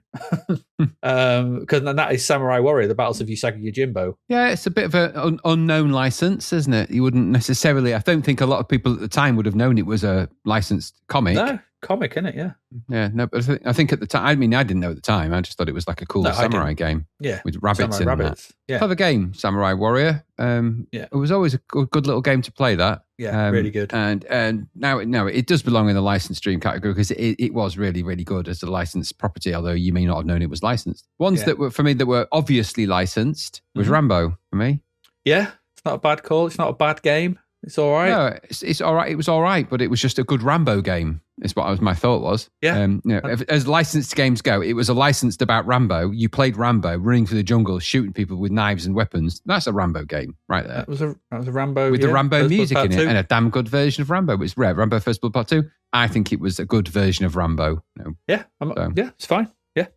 What was your other one? Dan Dare 2. Yeah, Dan Dare. I quite like Dan Dare, and that's a good classic British license. And the first Dan Dare game was quite good. I bought Dan Dare, the original one, and I quite liked the original Dan Dare. It was a bit odd because you had that little alien chasing after you, and it was a bit more of a walk and seek kind of explore kind of game. But it had its own look and feel. It was very much the graphics of it were quite good, and it was quite nice to look at. A bit empty, but it was quite good. Dan Dare 2 was a bit more of an exploratory. It had a really nice look and feel to that. It was the one that was where you were running around trying to find the pods where the trees were in, and then you had to sort of kill them all in the time limit. Next to impossible to do. But I just quite liked it as a license. It looked and felt and played like a Dan Dare game. The Mekon was causing trouble. You were in peril. And I was almost tempted to put Flash Gordon You're on on that the list. bike. It's that one, isn't it? Yeah. You're on the bike. Yeah. No, you're on. You've that's floating Dan Dare around 2. the inside. Yeah, because Dan Dare 3's almost sort of similar. I think you're on a jetpack in that one. But Dan Dare 2 was just quite a good, albeit impossibly hard game. But it was a good Dan Dare game. It landed in the Dan Dare camp. All the Dan Dare games were quite good Dan Dare games. Yeah, they weren't bad. No, they held to the iconography of the very thing. And that's the strength of Samurai Warrior. Samurai Warrior looks like the comics. Dan Dare looked like the comics and you did Daring Do. Maybe not as much Daring Do, when Rambo was a great Rambo license. Better than RoboCop or many of the other licenses that they lent in on. Rambo was it's unusual considering it was a violent film, and not many of the people playing the game would have been able to really see the film. Mm-hmm. But it was a really good license. So those were just my three, but you've got a lot more on your list. And some of those I thought, oh yeah, I should have thought that. Yeah, I've got a few more. So Baron McGuigan's World Championship Boxing. See, that I think if we didn't have a category for best sports game, but that would have been in the list for my best sports game, that. It would have been in there because it's a license, isn't it? Obviously, Baron McGuigan, but it is the best boxing game on the machine. It is. Remain that way. It's really well put together. It's well structured. You have to fight your way through. There's different boxes. It's good boxing it was my go-to boxing game. That always was, and probably always will be. Yeah. Bruce Lee was in there. Is that a license? I suppose it is. It's Bruce Lee as the name. Bruce Lee. It is a good game, Bruce Lee. I mean, I remember going all the way through that, completing it in the same way that I felt it was a good challenge. It was of a type, wasn't it? There's sort of a couple of games around of that type that are a bit like that, and it is a good one of those. Yeah. Daffy Duck, that was pretty good. It never came out, I suppose. It never came out. It was a good license, though. It would have been good. Die Hard. Yeah, again, for the same reason of Rambo. It's a good version of the license. Yeah, it does the film, doesn't it? Dylan Dog was quite interesting. Dylan Dog was, again, it was another Samurai Warrior job, and I would never have known it was a thing. No. You wouldn't know sort of thing. Obviously, we have the benefit of hindsight and the internet at our fingertips, so we can sort of spot, find these things out. But Dylan Dog was an interesting proto Resident Evil style thing that did some interesting things with the license, this weird sort of Italian comic. Yeah, and it was a better horror game than Nosferatu. Well, that's not hard. No, it wasn't. Emily and Hughes International Soccer. Is that your favourite football game on the system? It's that and Micro Soccer. Yeah. So it's again, if one we had a left to right, sporting one category, top down. Yeah. Emily and Hughes is there's more thought and it's more football in it, I think. Yeah, more football. Micro Soccer is the best arcadey top down. Microprose. Yeah, I was going to say Microprose is if you want arcade style, because it's where it was born, really. Yeah. Emily Hughes is more born out of the sort of the older versions of football games, isn't it? The side scrolling one. Side on, which would then go to become the standard de facto football. Your FIFAs and your Pro Evas. Yeah, absolutely. Yeah. Frankie Goes to Hollywood. Yeah, it's a license. I don't know that it's a dream. It feels like more a nightmare. Fantastic game. Absolutely stunning game for the time. I never really knew what to make of it at the time. I think that's what its beauty is. It's its own thing. It's interesting. I just don't know if it's a great game. I think it was just a bit confused. I think it's a confusing old thing. I think if you understand it, if you know what you're doing, I can see why if you just come to it and you play it, you're like, what am I doing? I'm just wandering around and put my hand up at these pictures and I'm in mini games and I have no idea. But if you know what's going on, it's just a bit. Almost a crazy concept territory, really, isn't it? It is a bit. Yeah, it's to make a game from a band like Frankie Goes to Hollywood. It's nothing to do with them.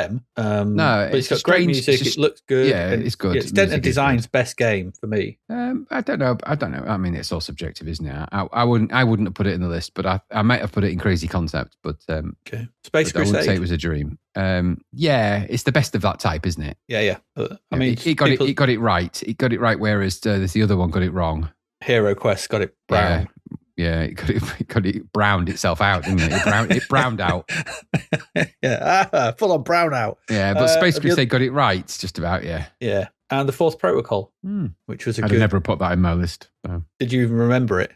Yeah, but I just don't remember. I remember we really liked it when we played it. Yeah, back in the day. It's okay, but I wouldn't have put it in my. It wouldn't be in my top list. It might be in the if I went to a longer list, but. I kind of went for games that I thought, did they do? We always said, like with the License Catastrophe, you had all that stuff to pull from, and you didn't do it. You did something terrible with it.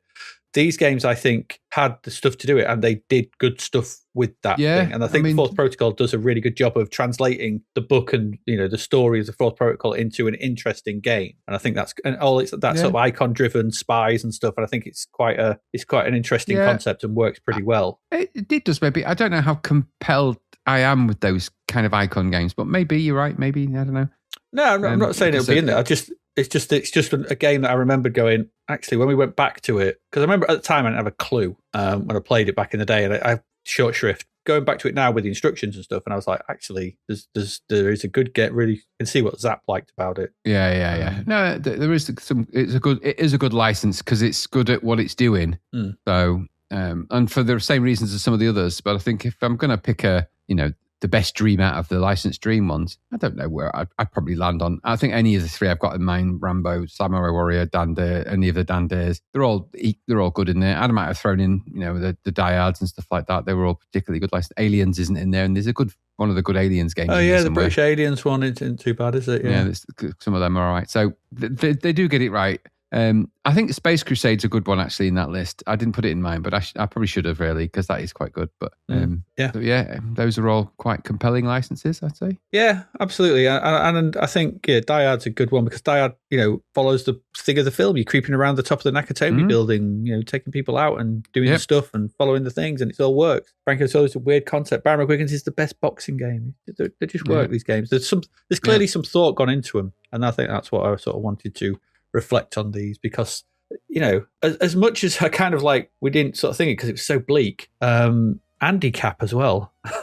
That was bleak, too bleak, but got it. It captured the sort of being like out of work alcoholic in grey northern sort of Newcastle area, something like that. Yeah, but that game captured it. I mean, I suppose if you were thinking about some of the licensed games that go in there, that might you might have something like that, sort of those kind of ideas that are in there. We've got, like you said, the Thunderbirds. That was quite good. Batman, one of the Batmans is quite good. Batman Cape Crusader should have been in there. Not the one that should have been good, but the ones that there's a good, at least one good Batman game out there. Yeah, one of the Back to the Futures was okay. I think it was 3. I think was quite good, and it's so there are some good licenses out there.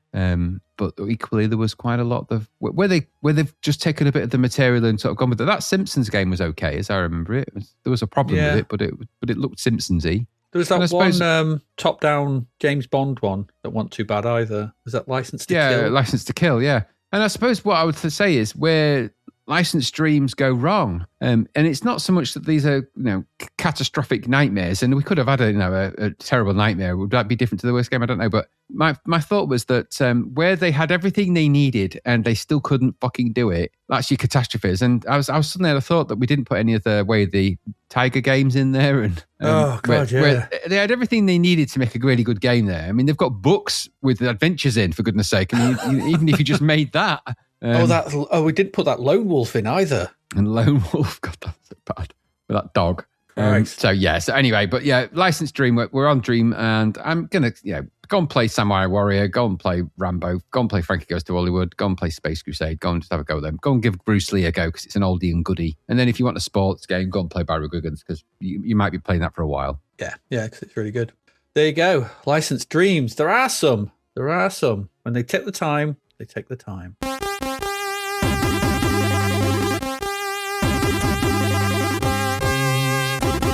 Any Patreons for the licensed dream? Yeah, there's a couple. David Hearn. Friday the 13th. Oh, David. He said, so bad it's good, honest. And Goonies second.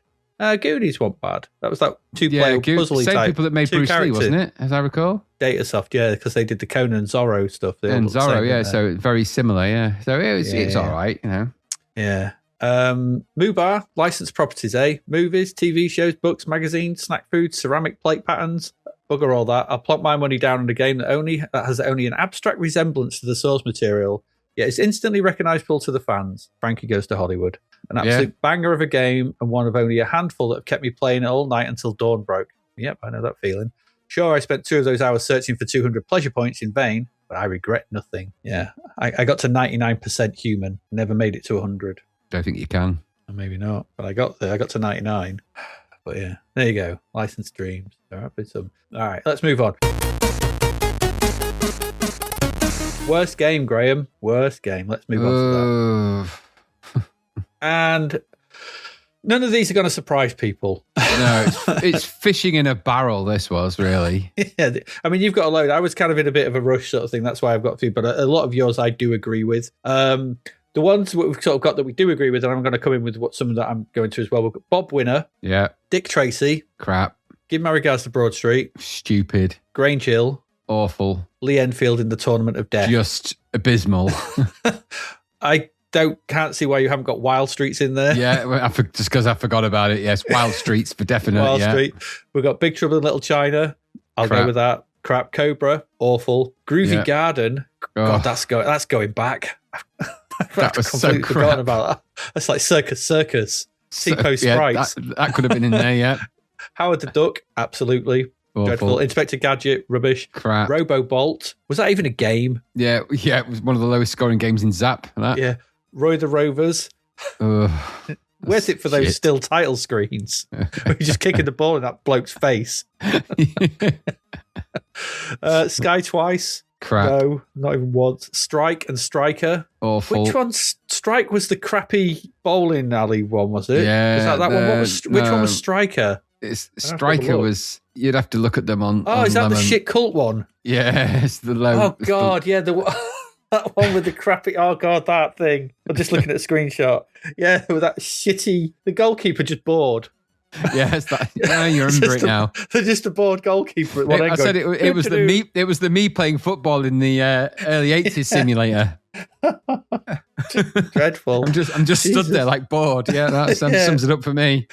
The Further Adventures of Alice in Videoland. That's just broken, isn't it? It's broken and well known for being broken. Awful. Yeah, they made a sequel to it though, didn't they? And that was broken as well.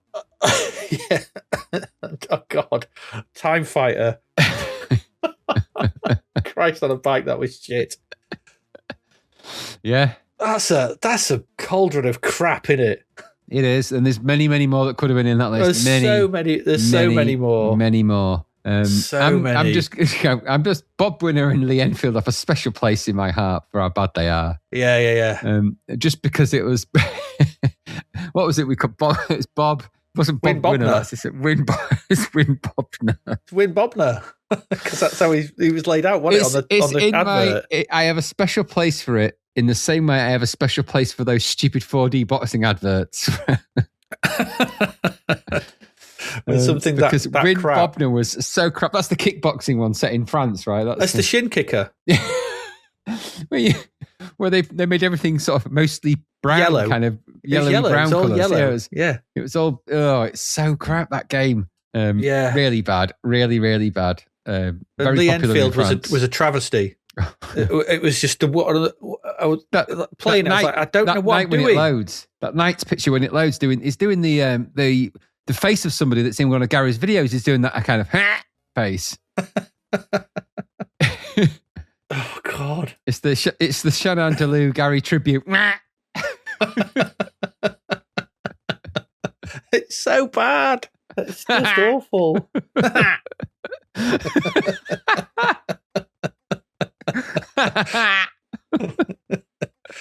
It's just crap. I really want to see that video of his again. I'm going to have to find that somewhere. Those were in the same. Those were in the same issue, weren't they? I think they were. Lee Enfield is really bad. It's really, really bad. Deservedly worse games, really. And Bob Winner equally so, because they thought they were good. Yeah, they had aspirations, didn't they? That this was a really good game, and it was like it's a game about kicking shins on the Seine. Remember the thought-provoking animation thing at the beginning, and the comic book that came with it, where you were of a robot guy. It was like some angst-ridden robot kickboxer. Like, what? What's that got to do with anything? It was crap. It was really crap. And there's many games that could also be in that list. It's not definitive. We've proved it in tests. Remember what we said at the stats? I refer you to the stats at the start. Go and listen to them. 2's not in there. Exactly. Then you realise how many games are actually in that list. We could have gone on forever. There's so many. There's been more bad than good. And to pick the worst out of the bad, well, no, there's games that have been too brown because, there's games that were set in Yorkshire puddings, they were that brown. There's licensed games that were utterly crap. There's games that made no sense. There's games that were unfinished or broken or both. Games that were unplayable or both or any of those. And the special ones were the combinations of those. Yeah, that is your Bob Winners, your Lee Enfields. That's your Wild Streets where you've got that stupid... Oh, Wild Streets. That wolf creature. Wild Streets. You've got a panther that just walks off. It's the pointless fighting in that game. It's just, stick your leg out. He just jumped. And then you rescued the guy.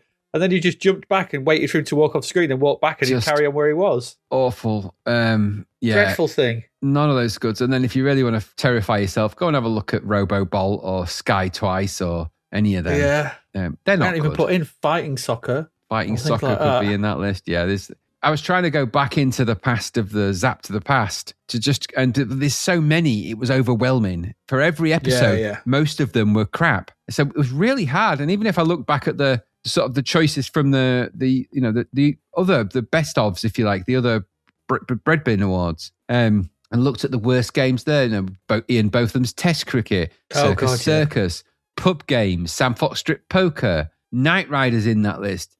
Jackal, I forgot about Jackal and Wide. Do you remember that? Was that awful? Yes. Craptured. We didn't even put Craptured in. Craptured in there. We haven't put Force Soccer Simulator in there either. Force Soccer Simulator, Top Fuel Challenge. Oh, that was the shitty drag racing thing, wasn't it? Artura. The Footballer. God. Do you remember The Footballer? Oh, that was a cult game, I think. Yeah. Strider Poo. Count Succular Poo. Soccer Pinball. You remember that? And Bigfoot. You hated Bigfoot. I've wiped Bigfoot from my mind.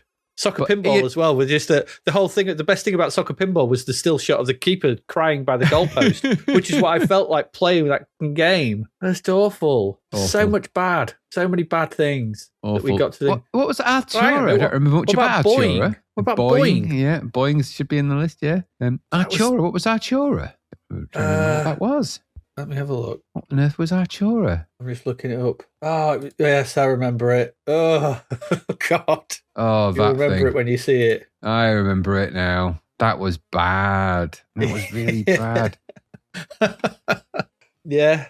I know you have a soft spot for it as well, but Booty Brian Bloodaxe. Bloodaxe. Oh, God, just looking at it. Remember Blagger Goes to Hollywood? All that shit we played right near the beginning, like Web Seymour's and Web Dimension. Dickie's Diamonds. Yeah, awful things. Awful things. It wasn't good, was it? No. It wasn't good. There's so many bad things. How did, by the way, Cops and Robbers. How did He-Man not get into our licensed catastrophes, for goodness sake? Oh, I can't think of that. Because, there's so many. You can only brain can only hold so much shitness. Exactly. Exactly that. So I think the worst games are all of them, and other ones we haven't mentioned. Cops and Robbers needs to be in there as well. Yeah. Cops and Robbers. Yeah. Just there's so many for different reasons, but we've famously slammed the really bad ones, and there's been a lot of them. Anything that was Spectrum on the C64 that did it crap, go to hell. In the sea with you. Any of those listed in those games, get in the sea. In the sea with you. Games that just took you on a journey of no purpose. In the sea with you. Get in there. Yeah. Off you go. Go for a swim. Yeah, that's it. Don't keep going. Keep going. Keep going. The best waters. Keep going. Keep going further back. It's warmer further out and deeper down. The current gets stronger. Keep going back. Keep going. Keep going. Keep. Yeah, they've gone. Yeah, they're done. Oh, there's so many crap. Groovy Garden. Oh, Christ on a bike.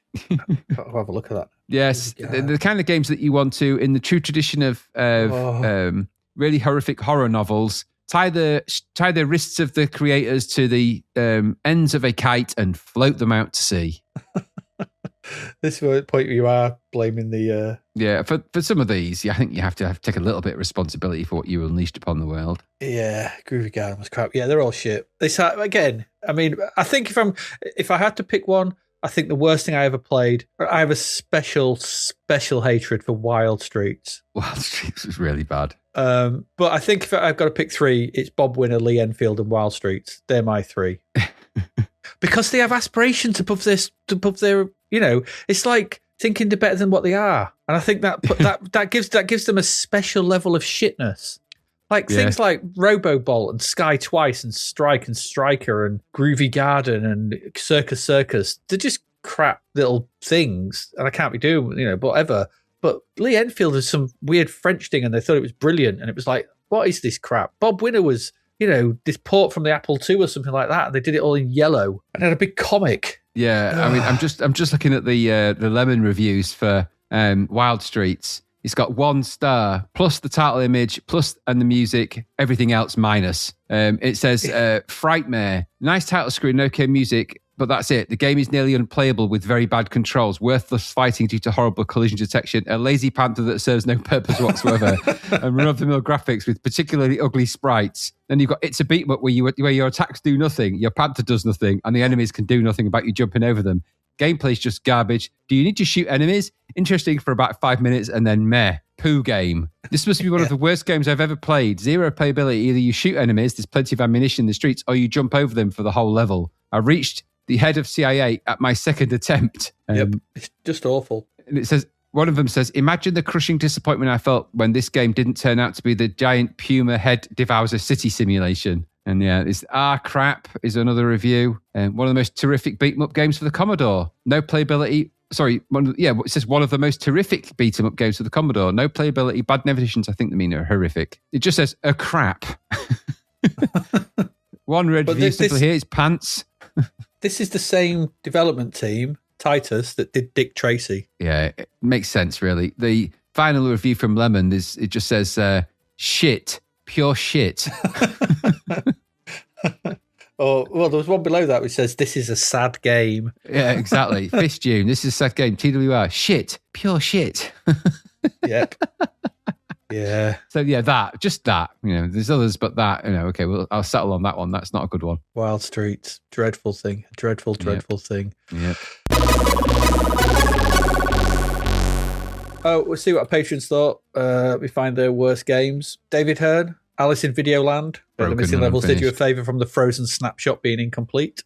Dr. Goggles. I know that the further adventures of Alice in Videoland can't be bottomed, but I never played that at the time. Maybe not the worst games ever, but ones that infuriated me at the time included. It put these. I think I've moved it into arcade stuff and licensed stuff, but not the worst game. But after the Zap Diary hype, Morpheus was just a bit confusing with the added meh. Okay. Fortunately, Braybrook has had a good enough legacy. Lee Dove, Count Duckula 2. Yeah. Only one pick here. There's a bit of recency bias at work, but this should stand in as a symbol for every time a publisher released rubbish aimed at kids who probably weren't reading reviews. No one sets out to make a bad game, but once you have one, it's a choice to release it anyway. Yeah. Well said. Yeah, absolutely. There we go. Let's get to best game. Let's move on, and we'll get to our best games for the machine.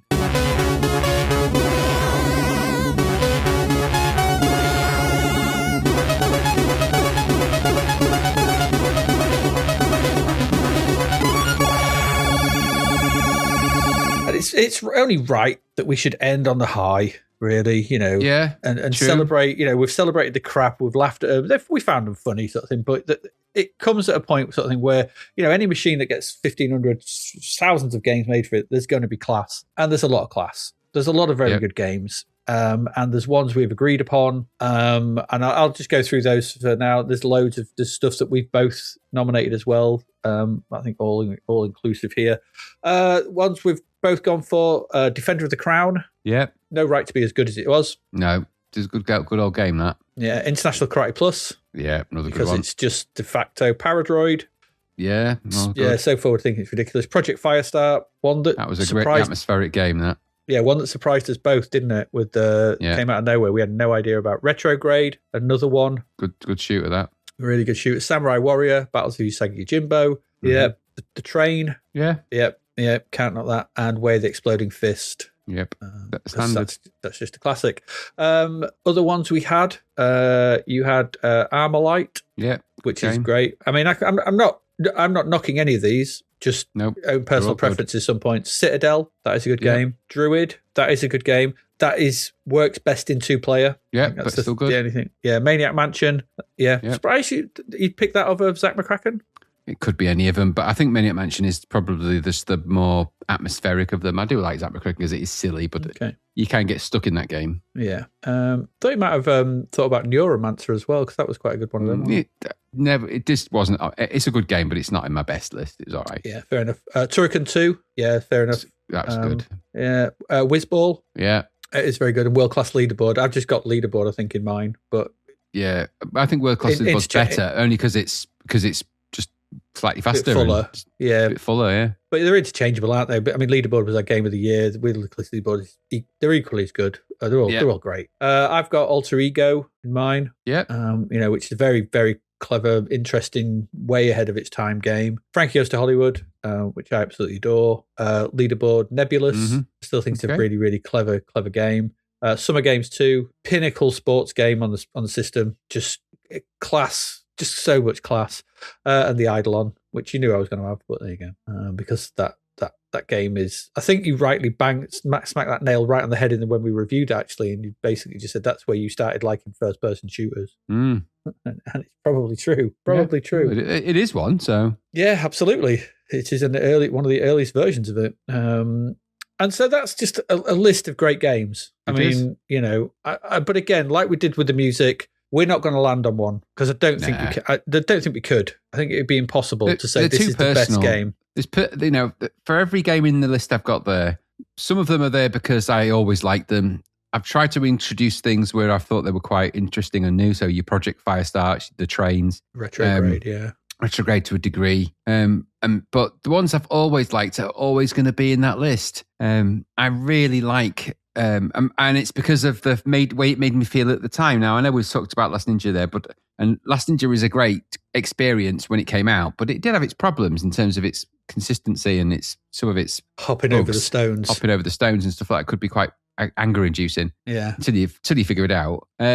But Defender of the Crown, I remember when I remember first seeing it on the Amiga and thinking, that'll never be on the C64. It was the first game I ever got on disc for my C64 when I got a disc drive. And so, you know, what a introduction to the world of disc games. You know, when you've been playing tape games all the time and tape loading and being what it was, I tended to avoid games that had lots of multi-parts because of that, because I found loading bits more on tape was just a frustrating old thing. And I sort of put up with it with versions of Summer Games and things like that I had, because they sort of the juice was worth the squeeze. But sometimes on those tape loading games it wasn't. No. And I also tended to opt for single load games because I had a cartridge copier at the time, so I could just I could hack them out and quickly distribute them at school. But Defender of the Crown was my first game experience on a disc drive on the C64 when I really felt that it offered me more than a tape.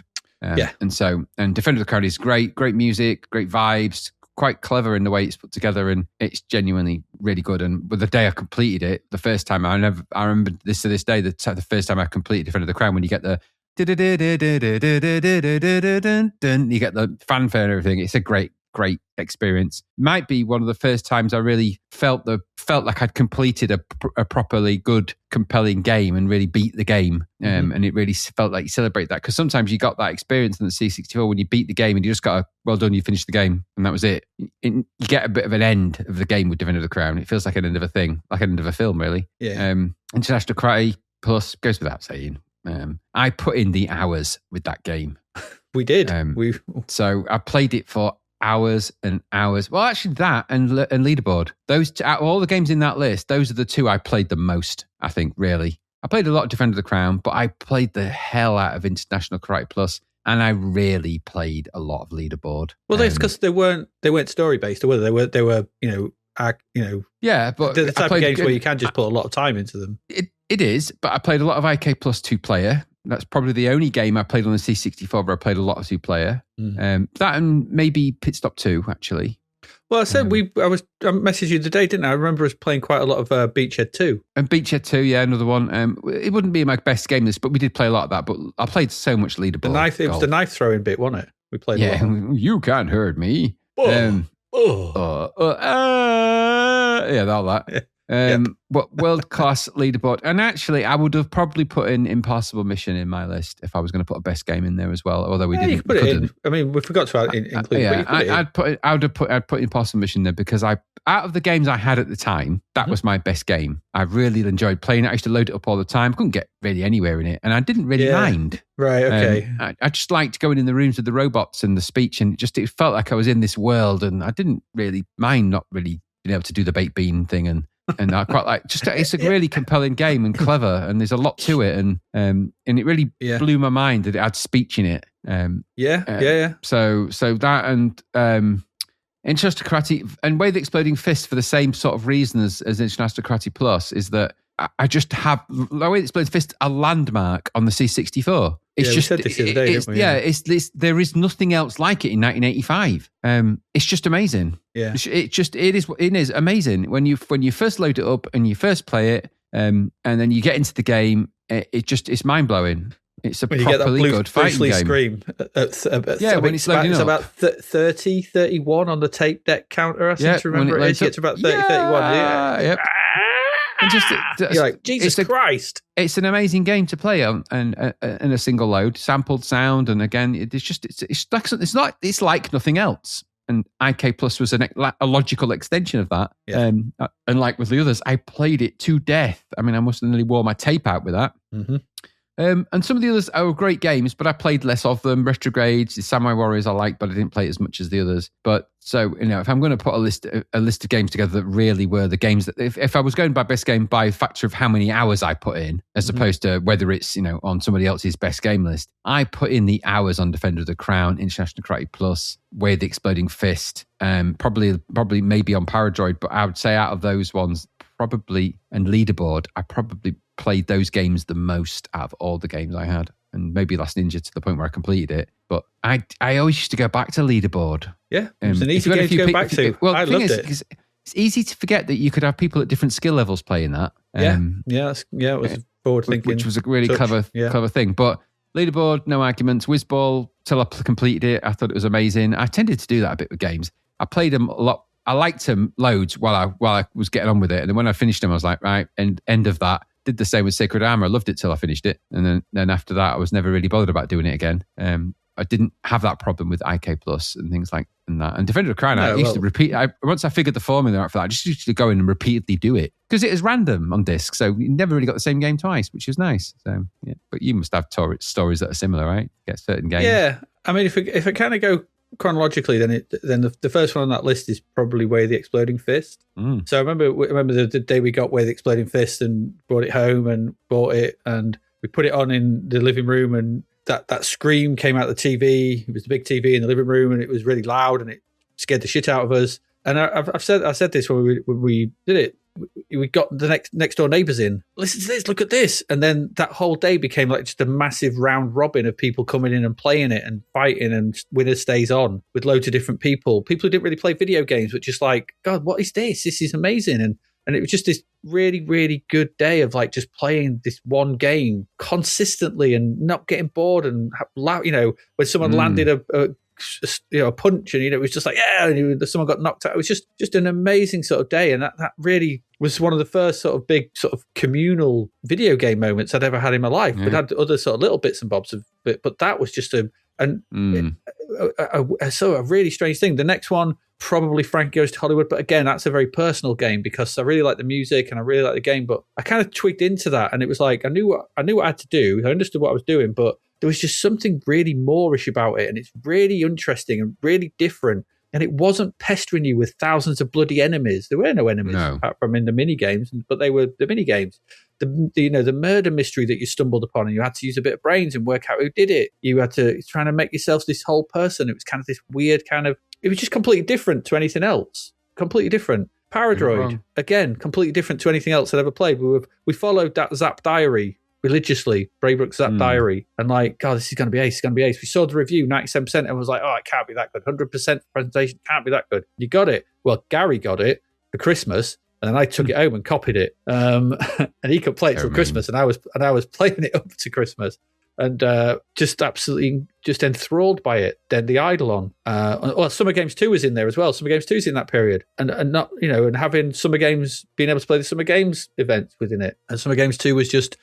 And I used to spend so much time up in my room on my Commodore 64 on my own. I would just play through all of them with multiple, Summer Games and Summer Games 2, I would play with 8 players because I just loved the events and just do them all myself. Apart from the cycling ones, I think I did sort of the ones where it was 2 players, so the rowing and stuff. So yeah. But things like that, then there was the Eidolon, and I remember being up late, like in a darkened room, just a light from my TV, creeping around these caverns. And just a dragon appearing from around the corner and crapping myself. Just like, and it sort of coming to life and trying to, either back up or sucking it, pressing space to, harvest its orbs and stuff. And getting to that last level, and the last level's just It's all great at that point. And the last 8th level, which you're not told about, you think the 7th level is the last one, and then there's the secret 8th one, and it's all dark. And you get to the last dragon, and it's every dragon you've already fought, and you have to do them in order. It's just amazing. And when you complete it, which I managed to do, and that guy just appears and just stands there, and he opens his hand, and there's an egg. And he has an egg in his hand, and a dragon hatches from it. And I was like, what is this? This game is insane. And then, from there's games like Leaderboard, which I spent, like you, an inordinate amount of time on, challenging Jim, I think it was, from J&M Software to a game, because I said I was really good at it, and he said he was, and I beat him in his shop. That was quite good. Defender of the Crown, I never had a disc drive, but I didn't get to play that very much till later on. Same with Alter Ego. Nebulous, again, another incredible game. Samurai Warrior, I think, was the last one that really gripped me on the machine, because there was just something about it that just kind of worked. It was a really, I liked the atmosphere, the ambience, the way it played. The controls were really clever. There's just so much about it. The music was good. The sort of the choices you had in the direction you went, whether you wanted to fight someone or not, the karma system, everything like that. And then I kind of tuned out of the C64, and coming to this podcast, the 3 in there that sort of post-date me, Project Firestart, Retrograde, and The Train. And I'd probably put Armalite in there as well. I think Armalite deserves to be in there because I think Armalite's really good. I do like Whizball, and I got quite far in it, but there was always, I always just, that opening section to it was always a put off. I don't know why we said it at the time, but it just was. But the newer games was found. Project Firestart's a really good shout because it's really interesting and really influential, I think. Obviously it takes a lot from Aliens, but in the way it presents its kind of horror stuff. Retrograde is just an astonishing, early loot shooter type thing. And The Train is you feel like you're on a train in war-torn, Nazi a good France. Experience that. So on a personal level, if I had to pick my favourites, they would be Exploding Fist, The Eidolon, and probably Usagi Yojimbo. Well, Exploding Fist because of it was, like we said, like such a landmark. The Eidolon and Samurai Warrior, they're just narrative sort of games that that kind of game still speaks to me now. So it's my kind of game.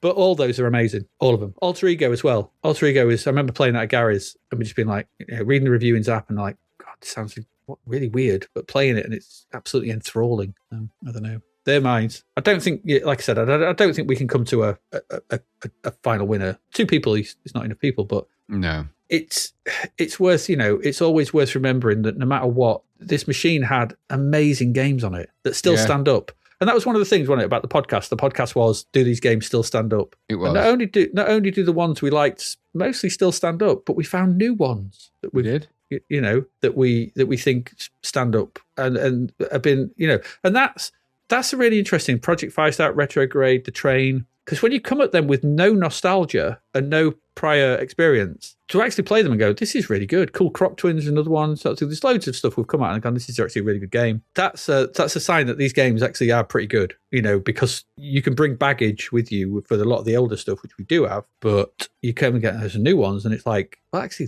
these are still really good games. So I don't know. That's my 2 penneth.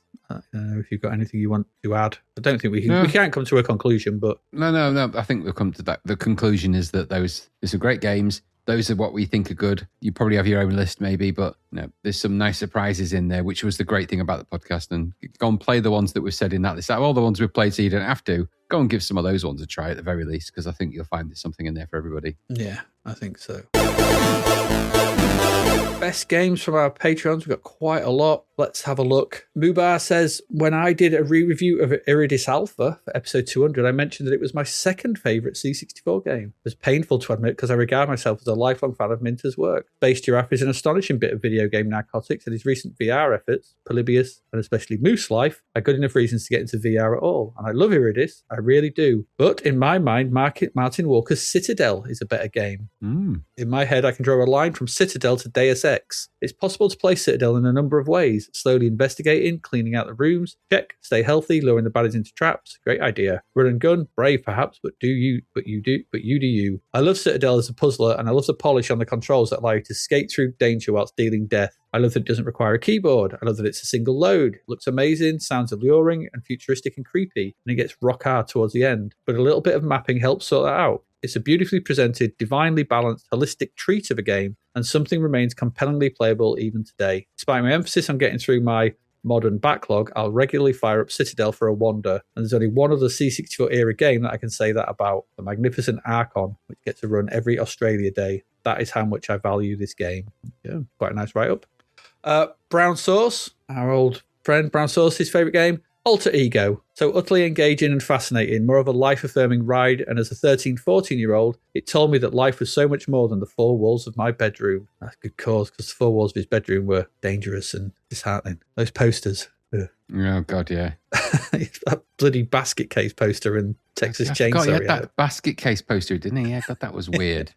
Yeah. What a strange poster to have. Yep. Honourable mentions from Brown Sauce filtered through the shimmering haze of nostalgia says Summer Games and all the rest of the series, IK Plus, Paradroid, Boulder Dash. Yeah, Boulder Dash, good shout. International Soccer, Football Manager, Emin Tom's Kickstart, yeah. Manic Miner, Decathlon, Bruce, I knew we'd have Decathlon in there. Bruce Lee, Commando, Who Dares Wins, Rambo, Pit Stop 2. Oh yeah, Pit Stop 2. Drop Zone, Baron Wiggins Boxing, Cliffhanger. Exploding Fist. What's Cliffhanger? Wilson, what's Cliffhanger? What the hell's that? I don't know. I'm going to have to look that up. Hang on. Cliffhanger. There's two here under the name Cliffhanger. Let me have a look. Oh, I remember that. Some weird sort of Western cartoon thing. Yeah, I think that's the one he means. Maybe. I don't know. Could be. We'll have to ask him. Anyway, there you go. Cliffhanger. Exploding Fist. David Hearn. Favourite game. Mercenary, Escape from Targ. Unless you didn't want to, so much to discover. And Paradroid, Game Design 101, second. Dr. Goggles, Last Ninja. Some people prefer the sequel, but the combination of graphics, music, gameplay, and story were perfect for me at the time. Replaying it years later is not the same, but at the time I couldn't get enough. And also Whizball and Elite, arguably not a C64 game, but I wasn't aware of that at the time. Great game, which I played a lot and loved every aspect of it. Someone had to put Elite. Someone did. Nick James, Paradroid. One day I'll complete this bastard. You won't. You'll never get through all eight of them. No, that's a big ask. Not on one play. And CJ's Elephant Antics says, I've modified a SNES-style controller so that it has Fire, Fire 2, Fire 3, and a fourth button also mapped to up. Having a dedicated jump button really opens this game up, and it's highly playable. Lee Dove, Impossible Mission. It's a great platform puzzle game, but what keeps this playable decades later is the clever decision to include roguelike elements. Every time you play the rooms and the furniture are the same, but the contents of the furniture, the behavior of the robots, the location of the rooms in the tower changes every playthrough. It's also clever enough to allow you to focus on your strengths, crap at the puzzle sections, and get good at platforming so you have time to burn later to auto-complete the tougher ones. Fair enough. Boulder Dash. The first is still the most well-balanced, so good that my mother, who was getting into games in the mid-80s, declared that this was the only game she'd ever play again. And for 4 decades, she stayed true to that. In her words, the perfect game. You can't not Boulder Dash. I'm surprised I didn't put it in there, actually. Paradroid. A brilliant game of cat and mouse where the roles can switch depending on what droid you're currently possessing. Boogie Boy. Is it the best racing game on the C64? No. You could argue it isn't really a racing game at all, but it makes me happy every time I play it. Fair enough. PSA 5 Trading Company. My pick of accolades offerings. It starts off as an overcomplicated management game where you employ 6 specialists to crew your clapped-out trading vessel, then try to get to its destination intact. To get to grips with what your ship and crew can and can't do, it becomes an excellent crisis management game. Well laid out menus with hotkeys mean you can start off using the joystick, but real pros will end up firing off orders with the keyboard. Good selection of games and varied as well. Bound to be. And that's the thing. That's why you can never come to never trust someone that says this is the best game on the C64. You can have your favourite, but I think it's impossible to say what the best is. Yeah, I think that sums it up with a lot of those. It's not, what we're saying is there's some good games in there, there's some best games, there's several of them. Go and try any of them out and see what you think and make your own mind up, because we've made our minds up over the time of this podcast, I think. Yeah, absolutely. Safest angle. So, that's all the awards, but we've got our Patreons were forthcoming with lots of extra stuff. Okay, that works for me. So we've got loads of extra awards. Okay, so I'm just going to go through these. So Muba, we've got the best Zzap reviewer. While the Gordo, Katie and Math era Zaps were certainly fun to read, I never trusted them as reviewers. I never really relate to them. Liddon was better, but sometimes felt like he was appreciating the tech rather than the gameplay. But Rignall and Penn, totally understood them. If Rignall was wowed by speed and action, I knew that the game would be beyond me. Same for Penn deriding puzzle difficulty. I reckon Penn takes the best reviewer award for me, if only for his Delta review. It totally hit the mark. Best Zap 64 related moment, aside from the joy of finding Zap issue 1 in a newsagent, finally a reason to ignore the dry tomes of Australian personal computer and your computer, I'd have to say the arrival of Zap issue 26 with the infamous Zap sampler. I dutifully loaded and tinkered with all the demos on side 1. How good was the Delta Mixie load? And then moved on to side 2. Load error. Rewind, try again. Load error. Bugger. I fired up the 2 stereos in my house to re-record the tape with different EQ settings. Good trick that got some tapes loading more reliable. And then I heard it. Thala music. And my mind was blown. Best favourite game, not reviewed by Zap. It's basically an Epic's call-out. Impossible Mission, for sure. Though we found it's in issue 25. It's a red pass blaster. Though Jumpman and Jumpman Jr. came a close second, followed by the original and best, contentious Summer Games. It's not the best. It's not the best. Oh, and there's also Choplifter and Raid on Bungling Bay. Brotherbound represent. Another one, Kingsoft Space Pilot, the most excellent Time Pilot clone. And then he's done his top 25 C64 games in order. Okay, I'm just going to run through them. He's got Citadel, Iridis Alpha, Bruce Lee, Impossible Mission, Archon, Okay. Choplifter, Hunter's Moon, Space Pilot, Hacker, Jumpman Jr., Armalite, Hero, Whizball, Sword of Fargol, Frankie Goes to Hollywood, Iridium Plus, Nebulous, Trailblazer, Castles of Dr. Creep, that was an interesting one, International Soccer, Thrust, Leaderboard, Boulder Dash, Intensity, and Samurai Warrior, The Battles of Usagi Yojimbo. Okay. David Hearn, he had loads of extra stuff. Arcade Adventure. His best arcade adventure on the machine was Shogun. Deep Character Interactions. Is that what 3 words for where he lives or something? And Law of the West was second. Not so deep character interactions, but fun while it lasted. Best Specky conversion was School Days and Saboteur second. Best platformer, Impossible Mission with Jack Attack second. Best shmup, River Raid and Iridium second. Best sports game, Summer, Winter and World Games by Epix. And Barry McGuigan's Boxing second, just jabbing past Ball Blazer. Best driving game, Buggy Boy. The driving and flag pickups were novel. Power Drift second. Revs Plus at the time, but hasn't aged well. Best space game, PSI 5 Trading Company, then Rescue on Fractalis. Sorry, Elite, you haven't aged well. Best RPG, Pirates. So the tape version was a pain. And Times of Law second. Best adventure game, Robots of Dawn and Mind Shadow. Best software house. Yeah, best software house, Epix, followed by Accolade, Triple Treat, time and again.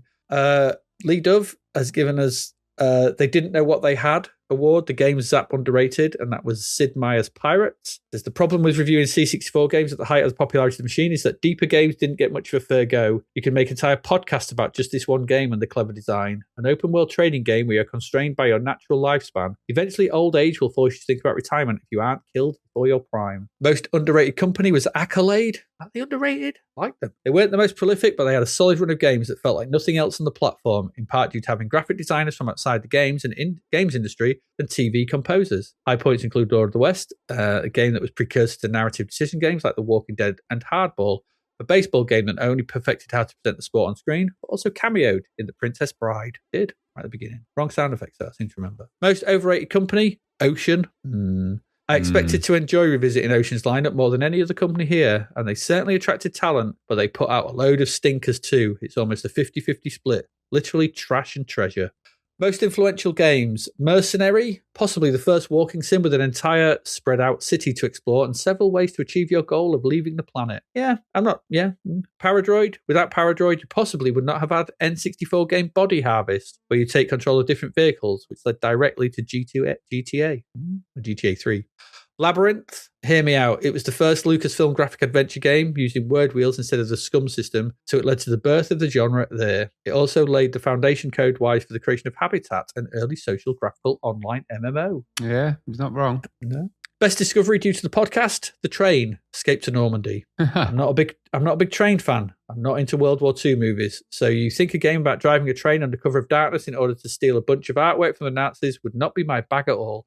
But I found this pretty compelling. I found it incredibly satisfying learning how to operate the train while balancing speed and having to use guns for defense. We won't go into my first attempt where I stoked up the furnace and confidently let the throttle go while the train was in reverse gear, leading to the train falling off the rails completely. The fact you can do that says all you need to know about the game. Better on the C64 than the Amiga. Speedball 2 might not look or sound as good, but it gives you a greater view of the arena and plays a much faster game. Defender of the Crown. The game balance is better on the C64, and apart from a very brown map, it's almost as good looking.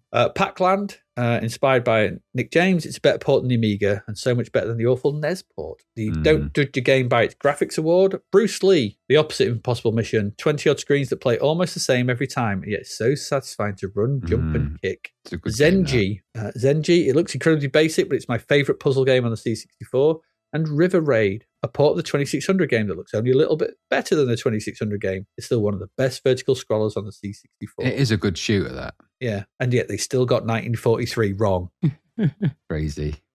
Dr. Goggles says, best programmer. Programmers were superheroes to me back in the day when you knew the names of the person who wrote the game and often the music. Hard to choose between Andrew Braybrook, Jeff Minter, Apex, the Rolands, and Sensible Software, but they really came into their own on the Amiga. Maybe, I don't know. The C64 output's pretty good. Whizball, Parallax, Micro Soccer. Not a bad run. True. Best Zap memory. Just the early days in general with Rignall, Linden, and Penn. Great memories. The Green Beret cover to issue 16. My introduction to Ollie Frey's amazing art. Sucked me in. I bought it there and then and subscribed to Zap right till the end. The Musicians Ball round table interview feature in the same issue, featuring Hubbard, Daglish, Krauser, and Dave Whitaker. Yeah, it was. I was amazed by programmers and coders and what they could do and always enjoyed these features, along with Minter and Braybrook's diaries and interviews. For some reason, Gary Liddon's Nexus review from the same issue always stuck in my memory, where he reviewed what you could use the bizarrely shaped box for. Yeah. AL82 Retro, most influential game, The Last Ninja. Might not have won the Best Game Award for the 87 Breadbins, but this was a game with atmosphere and presentation values above and beyond the majority of C64 titles. The mechanics might not have aged particularly well, but this really was a watershed moment in C64 production values. Nothing looked or sounded quite like this, at least for 1987. Yeah, he's not wrong. He's not wrong. It was the sort of next way of Exploding Fists, wasn't it? Almost, sort of. Yeah, it was a landmark game. There's landmark games for different reasons. Last Ninja's a landmark game, on tape especially. Yeah. And some of there are others as well. Way of the Exploding Fist is another good example of a landmark game. IK Plus is a landmark. There's a few. Yeah. I also think it was the high point in the VGM careers, video game music careers of both Ben Daglish and Anthony Lees. This was Last Ninja. Yeah, I'd agree with that. Both whom are sadly no longer with us. The long reverberating stings that accompany the opening moments of the Wastelands are iconic, indelibly etched into our memories forevermore. Despite composing numerous game tracks, I still regard this as Daglish's magnum opus.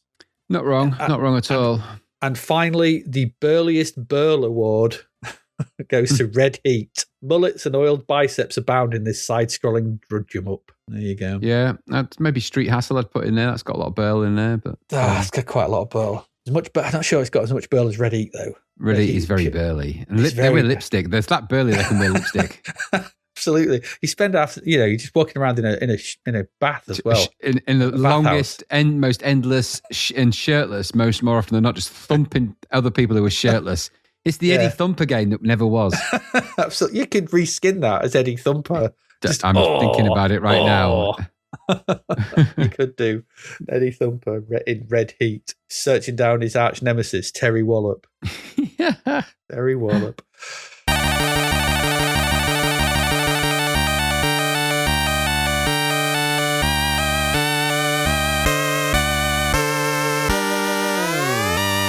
Oh dear, Graham, we did it. We did. We did it. I don't think there's much else. Do we? I mean, we could. There's notable films on Best Music, but I don't really think we need them, do we? No, there's too many to go through there. And again, there's an entire podcast of that. But no. But just listen to the other Breadbins and just to pick out the key films from the films of the 80s, and just go and listen to the podcast and listen to the Breadbins. There's a Bread-In at the end of every year of the magazine. Go and listen to that. There's a good summary of most of that. And if you really want to know for music, just go and listen to any of the Now That's What I Call Music albums for every year that's done there. So yeah, that's a good point. Yeah, go 9, 85, 86, 87, 88, 89, 90, however many numbers there are. Just go and listen to them. And if you want to get a good snapshot of the music that was around at the time, if you wanted to go a bit more underground, then you just have to, listen to some of the music sections that we've reviewed over the period of the podcast, of which there's been many. Brown Sauce has got his own opinions about what he likes this week. So before he dislikes the adverts and walks out. Well, I challenged him actually recently. I challenged him to come up with his top 5 albums. You did? Because actually, there was a purpose behind it. One was to sort of, commit finally to a thing.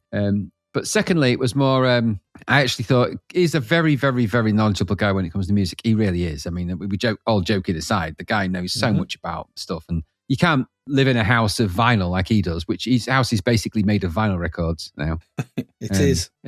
So, and he eats off of vinyl records for plates. It's weird. His whole life's just vinyl. He wears vinyl trousers. They're very, very sore. But he does wear them. And vinyl shoes. He's got CD underpants. Well, they are CD, but CD. not for the reason. Not for the reasons you think. His buns has no seeds. His buns have CDs. I've horrified my own mind now. But he does know a lot about music and about bun seeding. CD buns. It's awful business. And he knows a thing or two. So when he's on the podcast as well, go and listen to what he says. He always recommends really good music and stuff like that. That was my reason for asking him for his top 5 albums, because I wanted to get a list from him. And I actually revisited them and listened to him, and he put me onto some interesting stuff. So, some of the stuff I expected, a couple of things I didn't. And I could tell, even via the WhatsApp message that this was all, done through, that I caused him weeks of angst over that. I suspect he's still chewing over that now, even though he's already given his 5. So much angst, he had to go out and buy 200 records. Yeah, he does buy a lot, but he buys a lot, he sells a lot, I guess, or maybe he buys more than he sells. I don't know. There's a logical, you never go on The Apprentice with his business model, I don't think. But all fun aside, all silliness aside, very clever guy, and and he knows his stuff about music. So for films, he knows a bit about that as well. For music, he's kind of that kind of guy. Now, I don't actually agree with any of his film choices, generally speaking, because more often than not, he hates most everything. Because he leaves, doesn't he? He just gets up, demands that the adverts are wrong. Too long. Too long. And then gets up and leaves. And then leaves. So he's the only guy I know who would buy himself or get gifted a cinema pass to use that to just literally hate on things. But he does like stuff as well, in all fairness. So, but he's been a strong advocate of the podcast as well, and will continue to be. And he'll be coming back and feature on it on the new phase as well. He will. But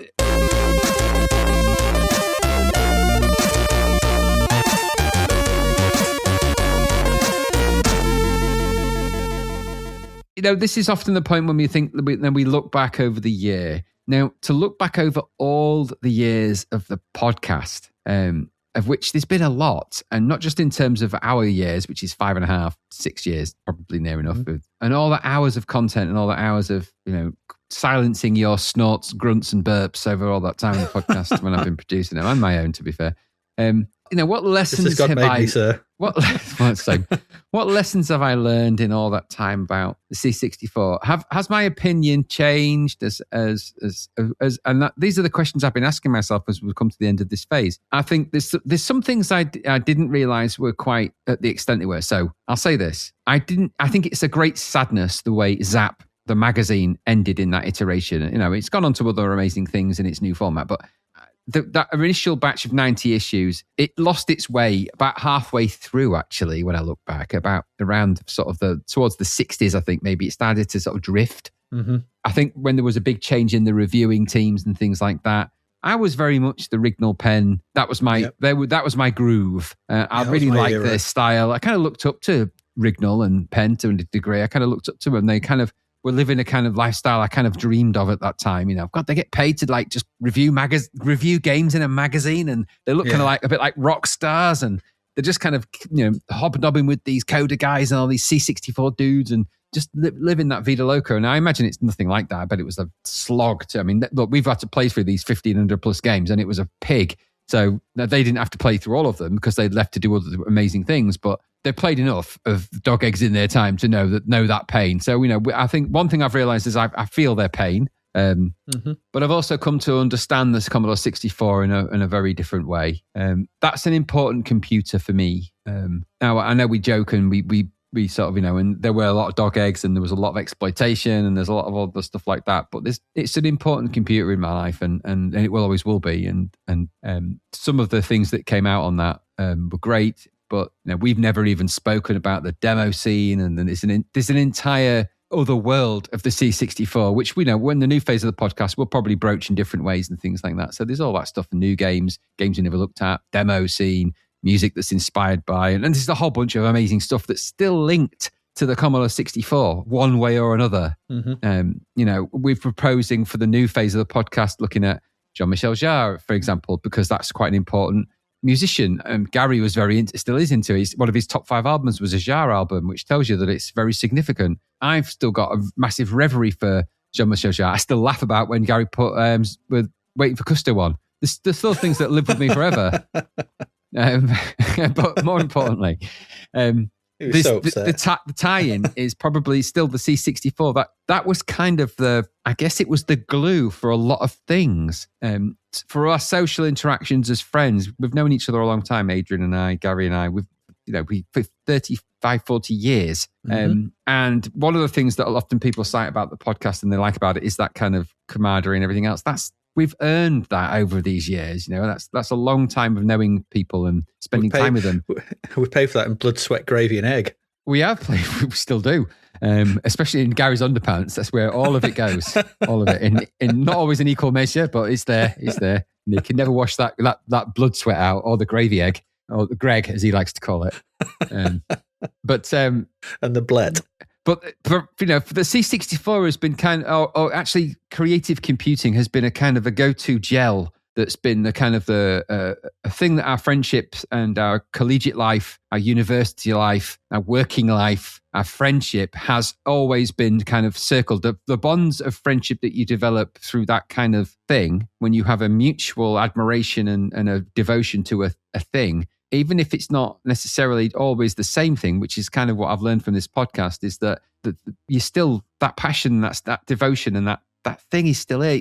There's something about it. There's just something about the C64 in that world. It creates bonds and friendships, and they last. I don't think people get that these days. I don't think people have that. Maybe that new Ultimate 64. But there's never no kids now. They don't spend enough time with each other, and they don't sit in each other's bedrooms for hours on end. They're too busy TikToking and Instagramming and doing all that crazy shit. So the world we were spawned from no longer really exists. But have I learned valuable lessons from this podcast? I've learned to like a lot of things that I didn't think I would like. I've learned to hate a lot more things that I didn't think I would. There was a lot more crap than good games, but there was some really great ones. And what I could say is that in the right hands, with the right musicians and the right talent, that compute was amazing. And it still is. And it's still doing amazing stuff. You only have to look at some of the modern demos and the modern remake games and stuff like that. There's some amazing stuff out there. I was looking at one or two of the more recent games. I forget the name, but there's one with a little pig in it. It's just incredible. Oh, the graphics are absolutely incredible. Pig's Tail or something, is it? Something like that. I can't remember now, but no, which is I should probably have looked it up. But all this to say, Pig Quest. Pig Quest, yeah, amazing thing. All this to say, it's been an amazing journey. It's only phase 1 of the journey. We've still got other games to look at. We've still got other things to look at. We've still got other opinions to form. There'll still be bits of music and other bits and stuff. It's going to change. The format of the podcast has to change because this long format stuff we've been doing, this is kind of the magnum opus of the end. This will be a long episode of probably hours. But this is what we were kind of famous for. We kind of started this way. We're going to probably end this way for this phase. We've got the book out there and everything else.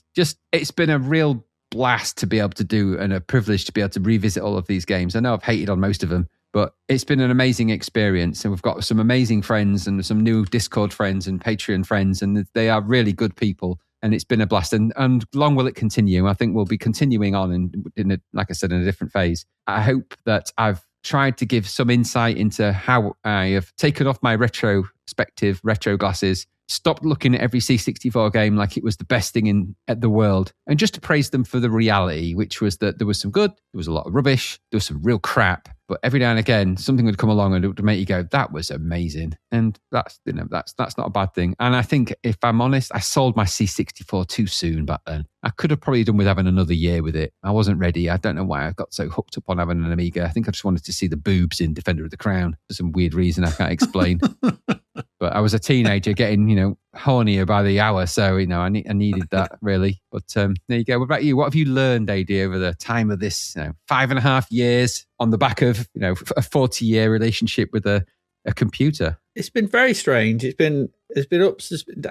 It's been very hard at times to, because there's so much crap. There were some weeks where it was just all crap. And it was like, oh God, keep that enthusiasm going, keep the interest up, keep everything going, just plow, get through. But like you said, every now and again, someone would crop up and you'd be like, I'm really glad I did because I found a new game, I found something I really like. But generally, I mean, in amongst all the C64 stuff, and that does come from, we both had one back in the 80s and everything like that. It's just been cool to hang out with you. Yeah. Every week. We don't see each other, in person as much as we should do now, but as most we should do. But just to virtually hang out for a couple of hours, 2-3 hours, once a week, for 50 weeks of the year or so, it's just been really cool. And just have these chats and stuff. Amazing. And the music, having a laugh about the music and creating stupid characters, your Gary Lanekers, your Eddie Thumpers, all the things. Just the weird sort of offshoots. It's just been, it's just us and it's just fun. And I've just enjoyed that. And it's a release because, there's pressures at work, there's pressures in life and all this kind of stuff. But for a few hours, you can just be silly and chat about, it's C64 games. They're inconsequential in the grand scheme of things. They're not going to, we've all got stuff. These are like problems in the world. Like, oh God, it costs about £7 million to fill my car up at the moment. But you can forget about all that and just have a nice few hours. And hopefully, we've been able to, and the comments we get from our listeners, and when they speak to us, I go on, when people say, I take the dog for a walk and I listen to you and I just forget everything else. And that's a really nice thing to sort of provide people with, that escape. And I think that's one of the things that I didn't expect to do that, No, same. Humbling. I said to you at the beginning, if we get 50 downloads, I'll be happy. We're 270 odd thousand downloads now, and it's just crazy. We've got we're kickstarting a book, and hopefully that'll come off. And we're carrying on. We're in, we've been interviewed on Retro Asylum podcast that's out, and it's just all these things we've done. And it's like just from an idea I had walking by the river in Lincoln. It's kind of crazy, just kind of crazy. So, but the C64 stuff has been great. It's been, I said it's been trying sometimes, but it's always been a bit like whether you like the games or not, because some of the bad games have been more entertaining for the wrong reasons. Been fun talking about them. Yeah, exactly. Listening to you rag on a game is making me laugh, or me staying with me and just riffing off each other, and it's just been a really nice experience. And I things are going to change a bit. We'll slow up a little bit, but not quite so frequent. And I kind of miss the weekly stuff, but I think we need a bit of not a break from each other. That's not the right word, but we've got other, God bless our partners. Yeah. Shout out to my wife. She's at least, one day a week. She's a widow, really. Yeah. Same with my partner. Just had to put up with it for 5.5 years. And she's not into any of this, by the way. I mean, I'm literally not. She's not into retro games or anything like it. She couldn't be further from that in terms of my wife, but she's totally on board with it's something I felt passionate about. She's been very supportive and encouraging, actually, and and just to say it's been a real blast. So she gets that. She fills her own time. She's all right. Yeah. We know we are at heart. We're still in some ways we're still just 17, 18-year-old boys stuck in your bedroom still. And that's farting. Absolutely, and stuff like that. And that's quite a nice thing just to be able to have once a week, and it's just quite a cool thing. And that's what I've enjoyed from this. And being able to be a positive impact on people's lives, which I never thought I would be, but absolutely agree. I've been asked before. It's like, does the conversations that you have as like with because it takes you back, of me spending time with my friends, and I for the same reasons as you, I think I did out of all the outcomes of doing a podcast like this and continuing to do it, of course, I just never saw that coming, and it wasn't even a thought. I just never thought that people would just of dig that. I thought that people would think that the C64 stuff was interesting, and if we're quite fun about that, great. But it's just we stepped into a groove. But I think what we've really done is just open the door to the world that we've always been in.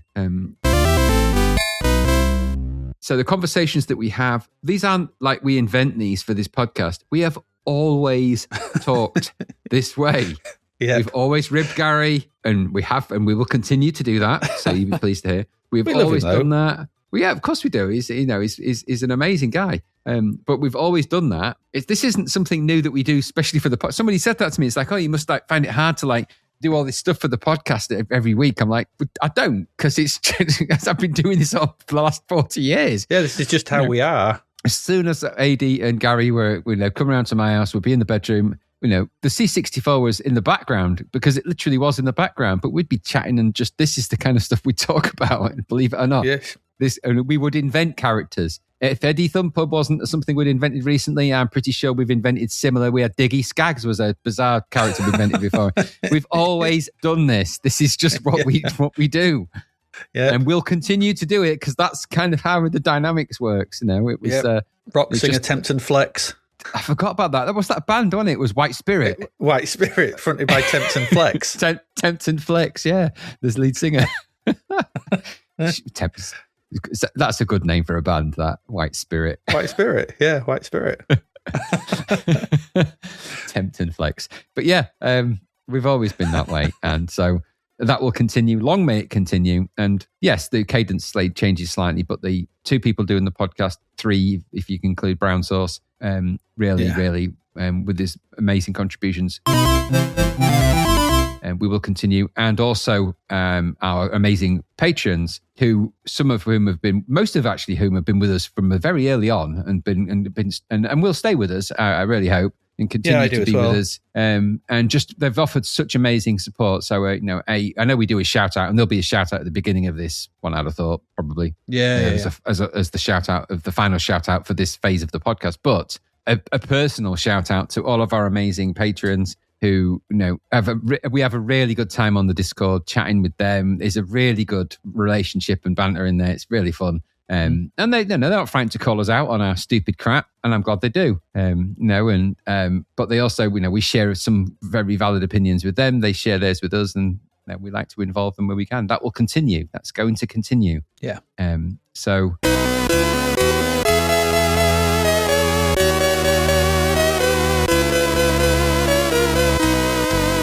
And of course, then you'll be able to read all about it in the amazing Kickstarted book. Well, you can go to zappedtothepastbook.com right now if you really want to, for at least for the next 30 days or so, and pledge away for get yourself a copy of that book. If you you can go up the tiers if you want. If you don't fancy any tiers, if you're feeling a bit Hellraisery, then don't go for tiers. Just go for the everything helps. The podcast, the PDF, if that's what if you want the PDF, if you like digital. If you want a hardback book, all glossy and shiny on your shelf, then you can get in there and purchase that.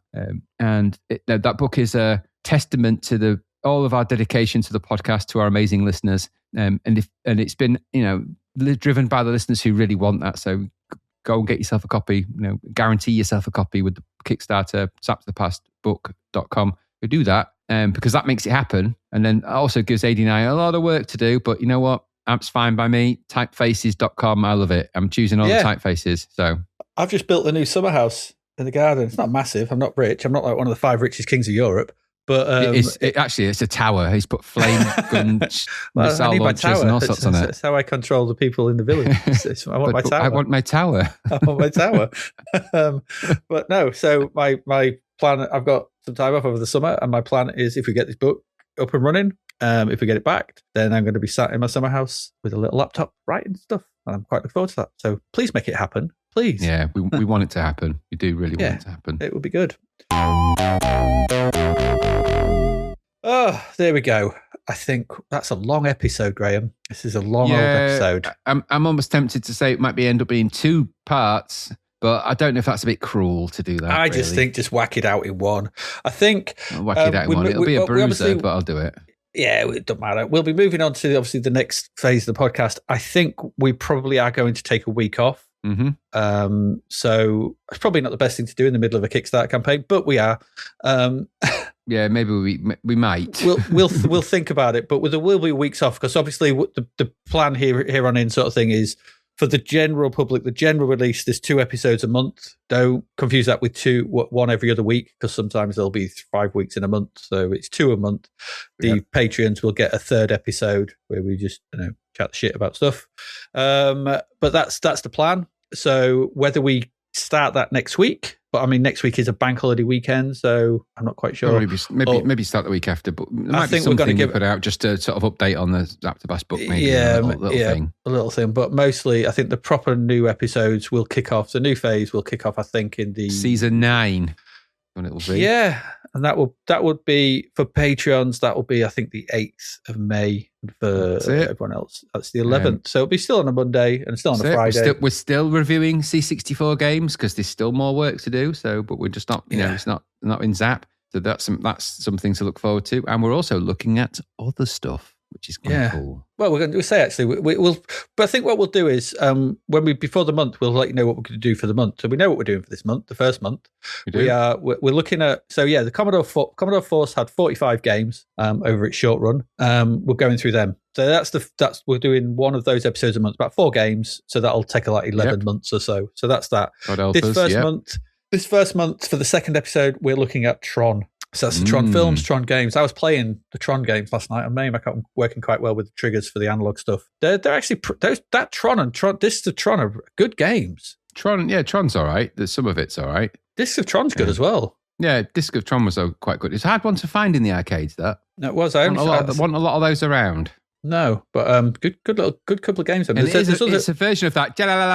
It's a version of that, really. Yeah, pretty much. Yes, it kind of is. But there's later games as well. So there's, but I think I've played one of them on the Xbox. But we'll talk about them. But mostly we're talking about the films and kind of the early games. So that's going to be the second episode for the month. So we're looking at Tron. The Trons, Tron as a theme. The theme will be Tron. Yeah, and sort of influences, things it did, the films, the games, that sort of stuff, and the music. Talk about probably about the Wendy Carlos soundtrack and things like that. And this, they probably be able more on you, but that bit, but and Daft Punk. And who did? Oh, Nine Inch Nails did the new one, didn't they? The Nine Inch Nails did. We can ask questions, Adrian. Like, why does the Master Control program say "Thanks for coming back early"? Why does it say that? It bothers me. Why would it bother a computer of all-seeing, powerful computer? It's like Claude going, "Hi there. Thanks for coming back early." How do you even know I'm early? For what? What was that? What did I come back early? What do you mean? So let's save this for an in-depth analysis. These are the kinds of things we're going to be looking at. It's like, deep dive in Tron. Or when he gets that printout at the end of Tron, it just says so, and then he just my life is over. I've got this printout. It's like just throw it in the bin. Brought down an entire company with a dot matrix printer. Printout of like 5 lines. That was popular. I'd have done that years ago. Yeah, anyone could have typed that and just sent it through. Hello, Mr. Dillinger. Thanks for coming back early. It's okay, Master C. He calls it Master C. All of this sort of stuff's going to be in that. We're exploring that dark world. What's his name in The Shaman? Is Mr. C? Yeah, is he the MCP? Is that? He's a good. He's a good. He's a good. Has anyone got any fears? That MCP's taken a turn. He didn't sound like that before. Who's updated his voice? What's happened to him? Put him back to factory settings. Yeah, where's Dumont when you erased him? That's right. You've de-resed him. What'd you do with that orange? Anyway, why did you make an orange disappear? All these questions and discussions will be had when we come to look at the Tron films. I think on this note we end, and that's it's a sad. Well, it's not sad. It's look just forward to the end future. of this phase. It's end of season 8. Yeah, end of season 8. We hope you have enjoyed this. I've really enjoyed tonight. It's been a really good chat, good discussion, retrospective. Yeah, but I think it was never going to be a fact of like us picking up the best game because we can't do it. But we hope you're not too disappointed that we never stuck our colours to a mast. But it is what it is. No. So as ever, don't forget Kickstarter, zaptothepastbook.com. Go back it. Yep, go zaptothepastbook.com. We registered that domain specially. It did. It cost us many doubloons. It did. Yeah. To set that up, it was way more complicated than it should have been. But anyway, we got there. We got there in the end. So, as ever, and for the end of this phase, I have been Adrian Mills. And I have been, this is the end of season 8, but welcome season 9. What's going to be in there? Raddings. Is that your first name? That's a really weird first name. It's a very long name. Checkbooks are a nightmare, and bank cards, forget about it. True. And you've been listening to, Eddie, no! Eddie, no, you thumped Gary Lineker. Gary thumped? Oh. Oh, you don't get it, Eddie. Why did you? Oh, don't thump me. Thump away. Stop thumping everyone. It's what he does. It's all he does. We'll see you again in a couple of weeks. Goodbye. Bye. Thank you for listening to the Zap to the Past podcast. We hope you enjoyed our deep dive into the world of Commodore 64 games, as well as the music, films and TV from around the 1980s, driven, of course, by the issue of Zap 64 magazine published at that time. We will return with a whole new batch of games and stuff to talk about next week. Until then, if you want to listen to or download previous episodes of Zap to the Past, and why wouldn't you, they can all be found on our website at zaptothepast.com, as well as being available on Podbean, Apple Podcasts, Google Podcasts, Spotify, Deezer, Audible, Player FM, and, well, pretty much anywhere where we can upload them. By the way, we do always love to hear from our amazing listeners, so if you'd like to contact us about anything in the podcast or beyond, you can do so by emailing us at zaptothepast@gmail.com. We're also active on Twitter under @ZapTothe, as well as Facebook, Instagram, and most social media platforms. Just search for Zap to the Past and you'll find us. Oh, and if you like the podcast and what we're doing, please do like, share, review, rate us. It really helps. Something. Apparently, the Zap to the Past podcast is written and produced by Adrian Mills and Graham Raddings and recorded at Flaky Bits 2.0 Studio. All opinions expressed are those of the writers, and while we indeed love Zap 64 magazine, the Zap to the Past podcast is not affiliated with it in any way. Stay safe, see you next time, and remember, we play these games so you don't have to.